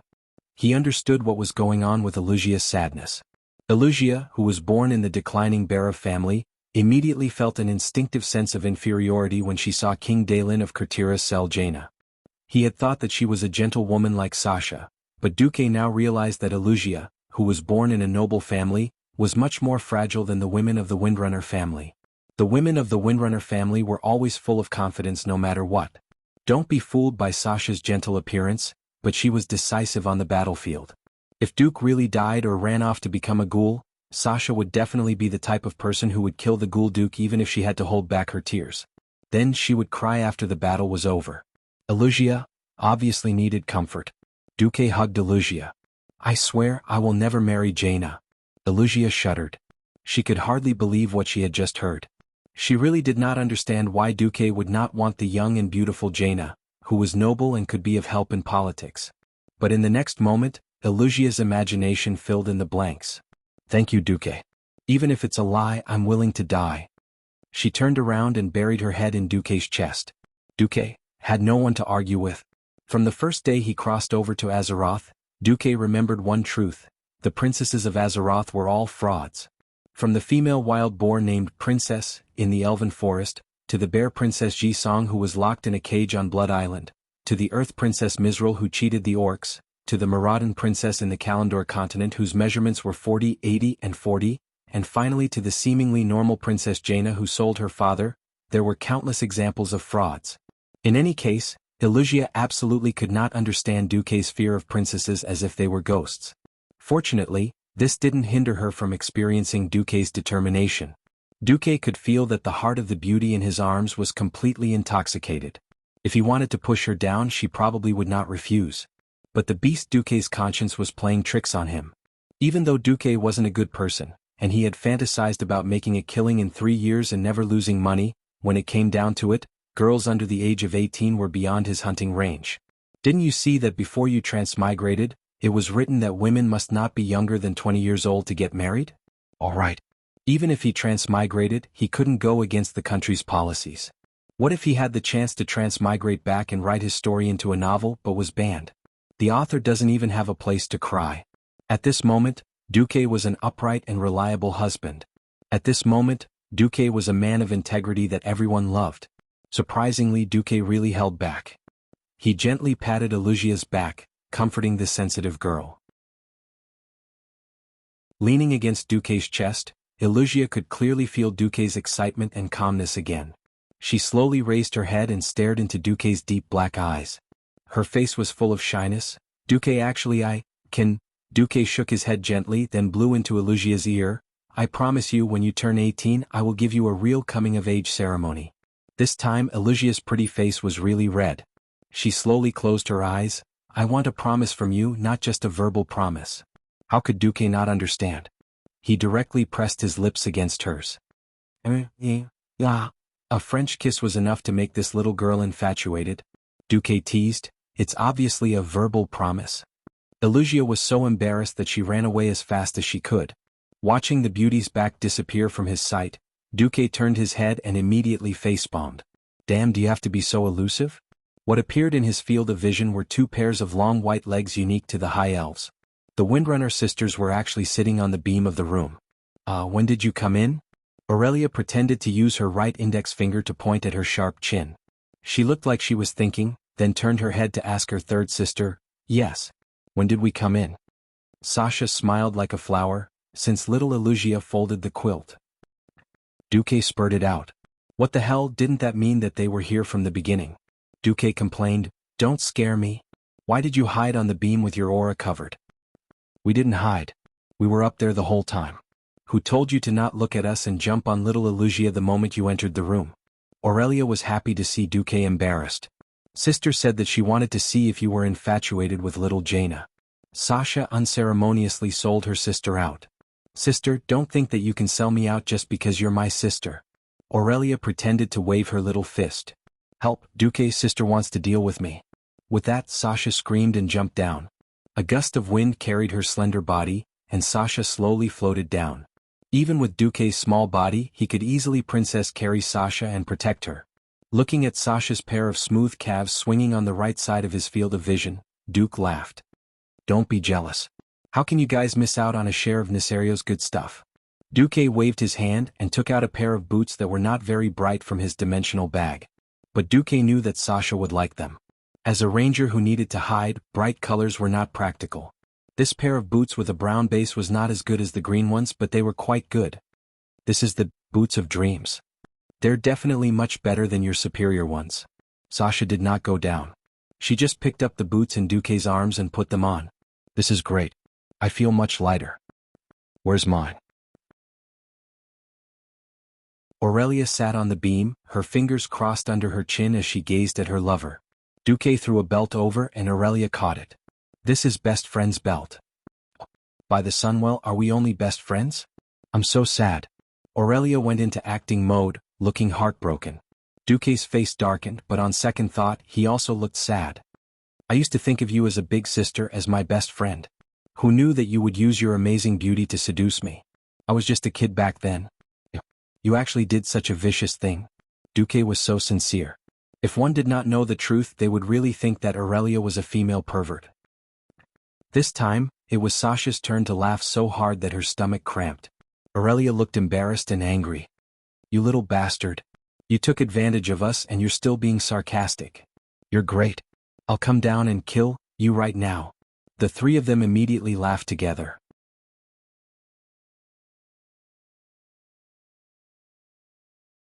Chapter 648. The whole night was filled with fairies fighting. Oh, fighting fairies. The sun rose and the cold morning wind blew away the dark clouds. The rising sun reluctantly rose over the Alterac Mountains, and the warm sunlight shone into the room, waking Duque up. Aurelia was still sleeping soundly on the right, and there was a satisfied smile on her lips. No matter how many times Duque looked at her, he would always be fascinated by her alluring mix of nobility and wildness. Beside him, Sasha's long legs clamped onto Duque's thighs. Duque smiled and moved his body a few times to free himself from the elastic thighs. Duque's getting up did not wake the two sisters up. After losing Duque as a human pillow, Sasha unconsciously moved to the right and hugged her sister. Aurelia seemed to be subconsciously used to her sister's actions. After a whimper, she hugged her sister with one hand. After Duque washed up, he went out and saw Lucia, Gavin Rad, and the captain of his knights, Cassa, waiting outside. "Make an appointment for me with His Majesty Rin, Commander Lothar, and Archbishop Fail." 2 hours later, everyone was present. "Do you really not need more people to clean up Karazhan?" Lang asked with concern. Duque shook his head. "No need. Karazhan is too narrow and there are too many people. After all, it's my own territory. I know what I'm doing." Anduin's loud voice sounded. "Duque is right. That damn place. It's useless to have too many people there. Besides, these elites can protect themselves anywhere in the world, let alone Karazhan." Looking around, Duque's Karazhan raid team was gorgeous. The warrior and main tank was Muradin Bronzebeard, who had run over after hearing the news. The vanguard was Gavin Rad and Tyrion Fordring, 2 first-generation paladins. The thief was Edwin Van Cleef. The long-range team was the 3 Windrunner sisters, plus the 2 mages, Duque and Ronan. The healer was Stormwind City's Holy Light Bishop Benedict. Duque took a look and laughed so hard that his stomach was about to burst. These were elites? Damn, he was clearly pulling a bunch of heroes and leader bosses to fight another bunch of bosses. Perhaps only Duque would be able to do something so deranged. If these guys were in their heyday in the future, Duque would definitely not need the help of the 4 great Dragon Kings. He would just lead them to torture Nisario to death. At this moment they still had serious expressions on their faces. Muradin and the 2 paladins were repeatedly checking their hammers and shields. Edwin carefully smeared poison on his dagger. This was the first time Duque had summoned him after recovering all of Stormwind. For a while, Edwin almost thought that he'd lost Duque's attention and was a bit depressed. Now that Duque had summoned him to clean up Karazhan, of course Edwin was excited. The 3 Windrunner sisters all had different reactions. Sylvanas and Sasha couldn't wait to see the creatures and enemies of the other world, while Aurelia acted like a big sister, warning them not to be careless. Ronan was nervously revising the magic in his magic book. After seeing the War with Dragons, he was already considered experienced, but when he heard about monsters coming out of the spatial rift, he couldn't help but feel nervous again. On the contrary, Bishop Benedict was the calmest. He looked like he was ready to fool people with holy light at any time. Beside him, Lucia was a little worried. "Duque, you gave me your accessory. What are you going to use?" Duque patted his waist. "This is Cruel's Ruse? This is the same as Ronan's Unruly Will. They're both products of Nisario. I guarantee it with absolute confidence." Only then did Lucia feel relieved. "Don't worry about this guy. No matter who dies, it won't be him." Aurelia had her hands on her hips. For some reason, whenever this topic was brought up, Aurelia would always think of Duque's fake death twice. If she hadn't personally confirmed that Duque was a living person, perhaps even she would have thought that Duque was some kind of undead. "All right, be careful. Don't worry. I still have a team of Einherjar and a powerful mechanical construct in Karazhan. If not, I can call for help." Duque waved a necklace around his neck. The necklace itself was plain, but there were red scales where the necklace was. The teleportation door opened. The cleanup team entered in a single file. After becoming a Radiant Moon Archmage, Duque's teleportation door had become more stable. During the teleportation process, there was only a slight tremor. It was not even comparable to riding a horse. In his field of vision, everything stretched out, and the surrounding scenery became strange and blurry. The Windrunner sisters, who had experienced many teleportations, did not feel anything, but Muradin and Edwin, who were teleporting for the first time, vomited almost as soon as they stepped out of the teleportation door. As soon as he stepped out of the door, Duque saw Khadgar in his soul form. "Master, you're finally back. We can't hold on any longer." "Oh, I'm back." Duque comforted Khadgar. Although Khadgar's behavior was a little funny, Duque also felt that he had let Khadgar down. During the entire World War II at the Dark Portal, Duque had only returned to Karazhan a few times. If not for Khadgar leading the Einherjar to maintain control of the Wizard Tower, Duque would not have been able to trick the group of wizards into coming here. Duque did a quick check. During Lothar's raid on Karazhan, the bosses they had defeated were Atumen the Hunter, Moros the Butler, Evilhoof, Chess and Prince. Mediva's late father Alan had already disappeared after blocking the curse for Duque. The curator was controlled by Duque. In reality, there were not many boss-level monsters left. If it was the Earth Wizard Duque from before, it would definitely be difficult. But now, Duque was really used to train his troops. A demon that Alexstrasza had specifically reminded him of was definitely not some random person. But who could it be? Duque repeatedly compared the demons in his memory with names, his mind in a mess. In reality, the demons in Azeroth were not called demons. To be precise, they were a race called Eridar. This highly intelligent humanoid race did not come from the world of Azeroth or Draenor. They came from an ancient and faraway world called Argus. When Sargeras was fighting against the Dreadlord, he was affected by the mind manipulation spell. After that, he began to doubt his own divine life. He persuaded Kil'jaeden and Archimonde, one of the three heads of Eridar, and Eridar split up. The more righteous prophet Willan left with his people and ran to Draenor to seek refuge. Those Eridar people later became the Draenei. As for the remaining Eridar people who followed the two Burning Legion commanders, they began to be called Man'ari, which were the demons in the eyes of the people of Azeroth.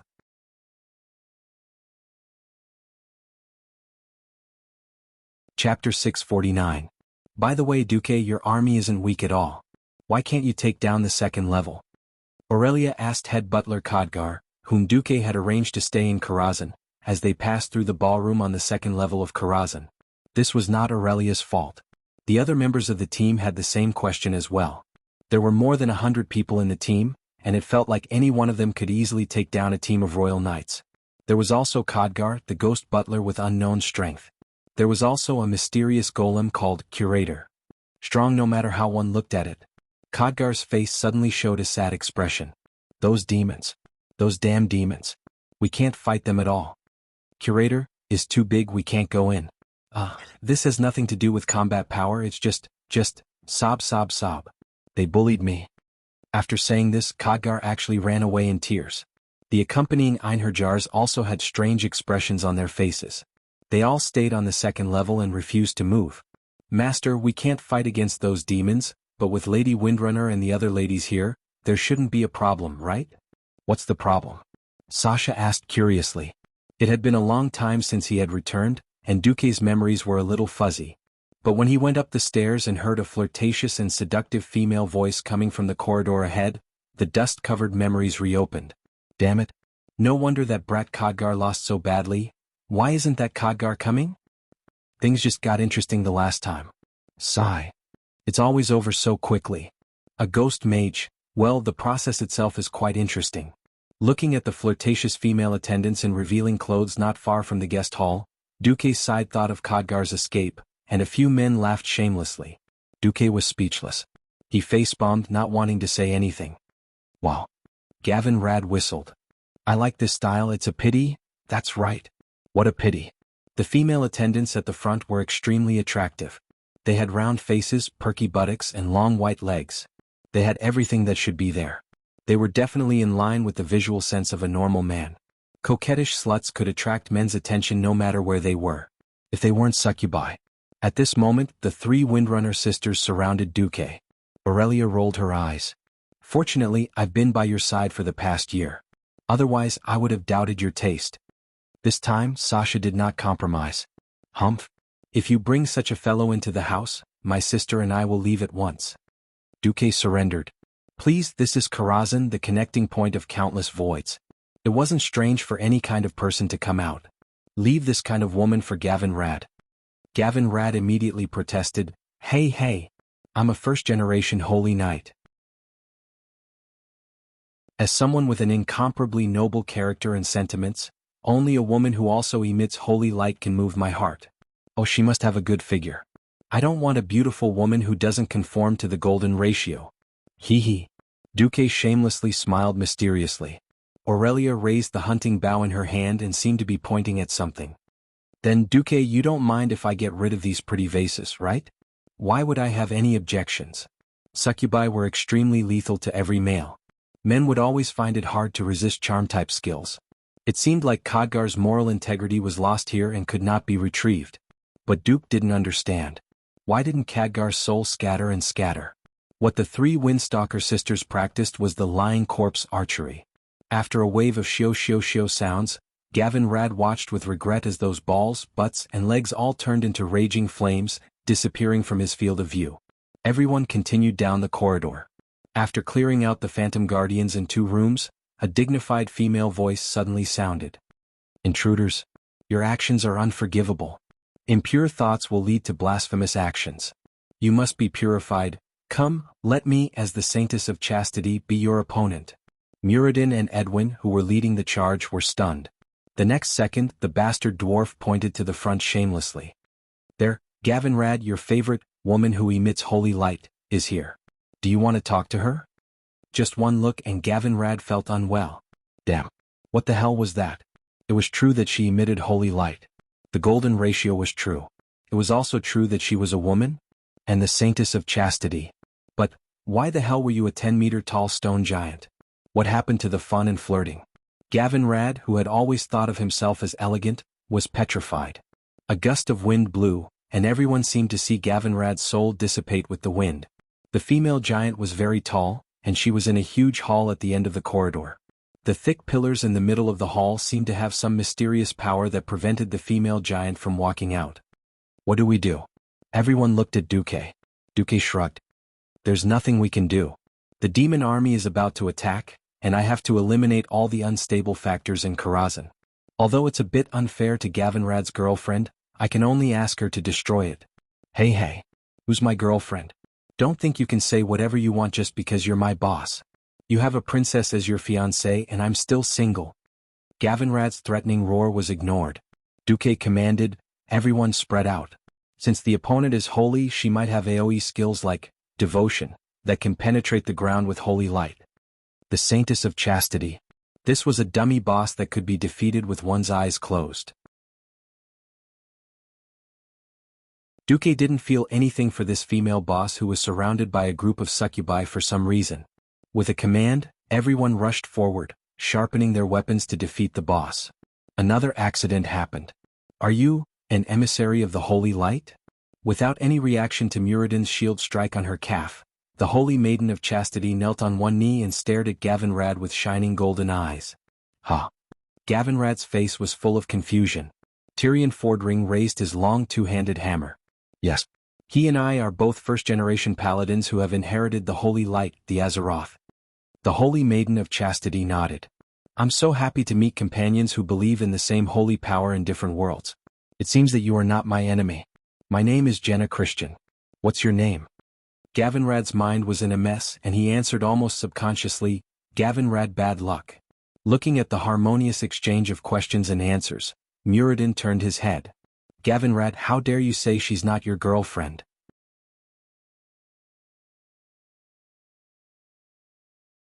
Chapter 650. Dwarves were all straightforward people. Unless it involved secrets, they would usually say whatever they thought. Otherwise, why would the gun called Dwarf Fishing Rod be so famous? Muradin's big mouth pushed Gavinrad directly onto the fire. Apart from Theon, after a brief moment of confusion, almost everyone held in their laughter until they suffered internal injuries. Gavinrad was also a big mouth. He had just finished talking about his criteria for choosing a girlfriend, and then a boss that fit his criteria jumped out. He really deserved it. Gavinrad almost had the urge to kill him. But the bastard Duque continued to push the poor paladin into the fire with a straight face. In order to face the coming demon army, we must unite all holy forces. Gavinrad, Theon, I'll leave the task of communicating with her to you. Yes. Theon straightened his back. Yes. Gavinrad looked like he was going to a funeral. The female giant Jenna did not seem to notice Duque's shenanigans. Instead, she knelt down excitedly and asked the two paladins all sorts of questions. Duque casually said, I wish you all happiness. Then Duque patted his butt and left. This was a small step for Gavinrad to sacrifice himself, but it was also a big step for the great cause of the holy light. May the holy light fool you. If in the future books like Interracial Love Under the Banner of the Way of the Holy Light, or The Unspeakable Story of the First Paladin and the Female Giant of Holy Light appeared in Azeroth, or even tricked the rookie paladins later on, Duque said that it had absolutely nothing to do with him. After leaving the hall, the bastards finally could not hold it in and burst into laughter. I'm dying of laughter. I want to ask, if Gavinrad and that Jenna had a child, how tall would his child be? Muradin was the first to fire. Ronan replied stupidly, generally speaking, it seems difficult to have children of different races. But there are exceptions. For example, Miss Jessie Farrell in the Stormwind fleet has dwarven blood. And elves and humans can also give birth to half-elves. Humans and female giants might also be possible. Luoning was truly stupid, but in the ears of others, it sounded like Luoning was seriously insulting Gavin Rad. For some reason, the three Windrunner sisters blushed when they heard the word half-elf. Of course, except for Benedict, the Bishop of Holy Light, the focus of their discussion naturally fell on the immoral topic of how humans could have children with stone giants. Without two holy knights, the vanguard of the team was much weaker. But it was not important. After dealing with the succubus disguised as a maid, Karthika and his heroic army returned to the battlefield. Khadgar led more than 100 translucent Einherjars and fought against the ghostly guests who were wandering around the ballroom and on the way to the opera house. Duque breathed a sigh of relief. In fact, he was still a bit unsure about clearing out Karazhan. This was Azeroth in real life. It wasn't a game that simply ranked the strong and the weak. The people around him had all stepped into the realm of heroes. It could be said that apart from Luoning, who was still a sky mage, none of them were weak. On the other hand, their bodies could not be as strong and durable as in the game. Perhaps in the game, every powerful leader could withstand the attacks of hundreds of top players. Unfortunately, this was reality. After seeing Anduin and Orgrim injure each other so easily, Duque understood. Perhaps they had extraordinary reflexes and strength, and could use mysterious powers that transcended the mortal world, but deep down they were still weak mortals. The priests in this world did not have any resurrection spells. The only one who could resurrect a person was Duque. Sighing, Duque and the others had arrived at the opera house in Karazhan. Wow, so beautiful. After this place is cleaned up, can we enjoy the opera here? Sasha shook Duque's arm excitedly. Duque laughed. Of course. After dealing with the attack of the demons, you sisters can decorate the place however you want. Along the way, the ghost audience and ghost servants had all been killed by the Einherjars. Unlike monsters in the real world, ghosts usually wouldn't leave any traces after they disappeared. What appeared in front of the adventurer team was a slightly dilapidated opera house. The scale of the opera house was so large that it was comparable to the Sydney Opera House before Duque traveled to this world. Yes, it was a smaller version. The middle of the horseshoe-shaped hall was for ordinary people to sit in. The three sides of the hall were VIP seats that were 3 levels high. Looking at the expensive satin decorations and the beautiful tables, chairs, and tableware, it was not hard to imagine the grand occasion when King Lang and Anduin brought a large group of nobles from Stormwind to watch the opera. This was an era where entertainment was scarce. Other than the low-level clowns and bards who would perform in the market, the biggest entertainment for the nobles was the opera. It was true that the Windrunner sisters were rangers, but where did Aurelia's elegance and beautiful harp skills come from? She had also gone through strict etiquette training and a long period of musical training. Suddenly, the melodious sound of the organ reverberated in everyone's ears. Following the direction of the music, Duque and the others found that Sylvanas had sat on the huge organ on the left side of the stage. Queen Sylvanas' slender fingers danced across the keys, producing beautiful notes. In a trance, everyone saw a lush green forest, smelled the fragrance of flowers mixed with the fragrance of the earth, and heard the chirping of birds echoing in the forest. Everyone was mesmerized by it. Before they knew it, the song had ended. It was not just Duque and the others, even the Einherjars gave Sylvanas a warm applause. Sylvanas sighed. Duque, you have so many good things here. There are only 2 such national treasures in the whole of Kuel Salis. Duque shrugged. If you like it, you can come here every day. I won't be in your way. Queen Sylvanas rolled her eyes at Duque with a complicated expression. Humph. Duque was a little confused. He turned to Aurelia and asked, "Did I piss her off?" Aurelia covered her mouth and snickered. "I won't tell you my sister's secret." "Look, Duque, can I go on the stage?" Windsor pointed excitedly at the huge stage that was covered by a red curtain, her hands waving.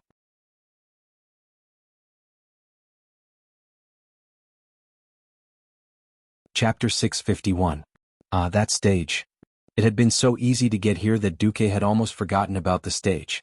Coming back to his senses, Duque immediately stopped Sasha. "Wait, I sense a strong presence behind the curtains." Perhaps Duque's expression was too real, or perhaps Duque was too cool. The moment Duque finished speaking, Edwin Van Cleef's expression changed. The 3 Windrunner sisters' expressions changed as well. It would be their fault if they failed to find the enemy. "My apologies, Grand Duke." Edwin immediately apologized. Duque waved his hand. "It's not your fault. You are not the master of Karazhan. You cannot understand the spatial structure here. It's another world behind the curtains." Even with Duque's words, everyone stopped underestimating him. Just now, the curtains were less than 5 meters away from the audience. Because they were surrounded by Einherjars, everyone was more relaxed. Even Benedict, who was the core of the team and should be protected, was exposed in front of the stage. At this point in time, many powerful healing spells for holy knights had not been developed, and there were no holy knights who specialized in spiritual healing spells. The druids from the night elves had not joined the alliance yet. The priest was the main healer of the team. It was hard to imagine that if 2 arrows were shot from behind the curtains, the team would collapse. The only good thing was that this was Duque's home field. At least there was a way out. After a while, Gavinrad and Tyrion arrived. She agreed? Duque asked. Yes, Lady Christine was thrown here by the spatial turbulence. Even she doesn't know the way back. If it's to fight against evil demons, she's willing to be the protector of Karazhan, Gavinrad replied seriously. The atmosphere had been good. The Bronzebeard family's big mouth had easily stepped on a certain holy knight's tail. Dissy. I thought she agreed to your proposal. Muradin, you bastard. I'll duel you when we get out. Gavinrad was furious. Let's duel then, who's afraid of who? Muradin was also stubborn. Alright, after we get out, it's up to you how you want to fight, but for now, don't cause any more trouble. If you really want a duel, I'll be the one to decide the weapon. Duque suppressed the 2 clowns with a single sentence. At this time, Khadgar returned. We've cleared the ghost actors ahead, but we can't find the way. A strange spatial layer had sealed off the original path. And we found a strange spirit. A special ghost. Sasha's eyes lit up. No, it should be said that the eyes of the 3 Windrunner sisters were frighteningly bright. It was difficult for them to resist the temptation of new things. Following the passage on the right side of the opera house, Duque and the rest followed the only passage to the backstage of the stage. At the end of the passage, they saw a male ghost announcer in formal attire. Unlike the other spirits, his soul seemed to be in a completely different space from the adventurer team. No matter if they tried to touch or use elemental power to attack, they all ended up missing. However, everyone noticed that this strange spirit would ask every once in a while, "Are you new actors? Damn it, I've already informed Master that the previous scenes were all done badly. We need a new script, new opponents and new scenes." "We're here to kill all of you messy people," Muradin replied directly. There was no response. "The holy light guided us here. We need to clear out the evil here," Benedict said. "How much do you need to tip to open the door next to you?" Edwin tried to solve the problem in a thief's way. "Duque, don't expect us sisters to seduce you," Sasha said. "Duque, the spirits..." At this time it was Sylvanas who stepped forward. She flipped her long blonde hair and put one hand on her waist. "Yes, we are the new actors. Let's start the next scene." Seeing Queen Sylvanas' performance, Duque silently gave her a thumbs up. Yes. Duque, who was familiar with the strategy of Karazhan, knew very well that this was the key to solving the mystery. Upon hearing Queen Sylvanas' words, the announcer, who seemed to be in a daze, suddenly became spirited. He pulled up his collar, and his formal coat instantly transformed into a luxurious black tuxedo as if water had been poured over it. "Please follow me." As soon as he said this, the door to the stage, which had been connected to the entire subspace, opened silently. Duque said, "Follow him and get ready for battle." The ghost announcer's steps were elegant and steady. One could imagine how much effort he had put into etiquette training when he was alive. Walking to the center of the nearly 40-meter-wide stage, he turned to the already empty auditorium and said loudly, "Ladies and gentlemen, welcome to tonight's performance. Ladies and gentlemen, welcome to tonight's performance. Tonight, we will see a love that has been thwarted in every possible way. However, as you all know, not all love has a perfect ending. Sometimes, love is as dangerous as thorns. Hearsay is false, but seeing is believing. When 2 people who love each other meet tonight, what kind of tragedy will unfold? Let's wait and see." Now the performance begins. Duque, who had played Karazhan countless times in the past, knew almost as soon as he heard the opening remarks that the bosses this time were Romeo and Juliet. There would be 3 random scenes on the stage every time. Each scene corresponded to a different boss. The most classic opera Romeo and Juliet was the easiest of the 3 scenes to deal with. As long as the boss of this adulterous couple dies within 5 seconds, it will be considered a pass. At this time, the red curtain began to rise slowly. Muradin, who was standing at the front of the team, slapped his shield with a one-handed hammer, making a loud clang.